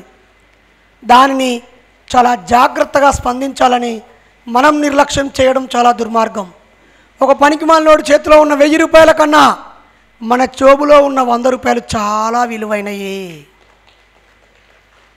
కాబట్టి అన్న చెప్పిన ప్రతి మాట దగ్గర కూర్చోబెట్టుకొని గోరు ముద్దలతో తన పిల్లలకి తల్లి నూరిపించినట్టుగా 1 సంవత్సరం ఉన్నటువంటి మనందరికీ గోరు ముద్దలతో ఎగ్జాంపుల్స్తో అన్నం పెట్టి నేను కూడా మీతోనే ఉన్నానని చెప్పి దశాబ్దాల చరిత్ర కలిగినటువంటి సంఘంని, 1 ఏడాది చరిత్ర కలిగిన మన సంఘంని కలిసి పనిచేద్దాం బిడ్డ అన్నాడు. 1000 ఎకరాలు ఉన్న ఆసామి 5 ఎకరాలు ఉన్న మనతోటి పొత్తుల వ్యవసాయం చేద్దామంటాడు. అంతేనా కాదా?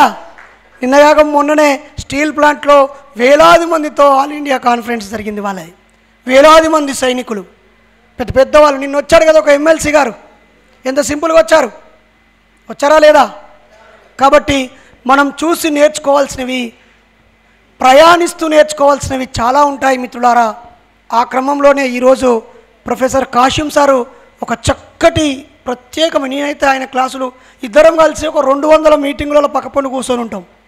కానీ ఇలా చాలా భిన్నంగా ఈ క్లాస్ చెప్పడం కోసం నాకు ఒక 5-10 సార్లు ఫోన్ చేసిండు. ఏం సార్ ఎంత డిస్కస్ చేస్తారంటే, లేదా ఎవరి పల్లెం వాళ్ళే తెచ్చుకుంటారా? ఎంతమంది పల్లెం తెచ్చుకున్నారు చేయలేపండి. సూపర్, చేయకిందికే. ఎవరి చెద్దర్లు వాళ్ళే తెచ్చుకున్నారా? 2 చెద్దర్లు. బుక్కు పెన్ను కూడా ఈ సంఘం ఇయ్యలే కదా, వాళ్ళే తెచ్చుకున్నారు.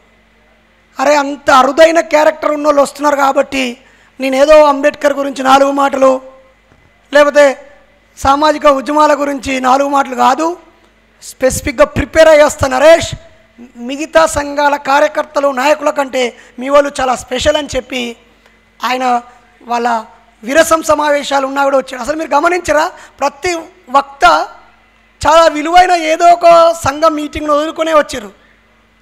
ఎమ్మెల్సీ గారు కూడా ఏమని చెప్పారు, జన విజ్ఞాన వేదిక సమావేశాలను వదిలేసుకొని వచ్చానన్నాడు. విన్నారా? అందరూ అలాగే. కారణం మీరు చాలా స్పెషల్ అని వచ్చారు. వాళ్ళు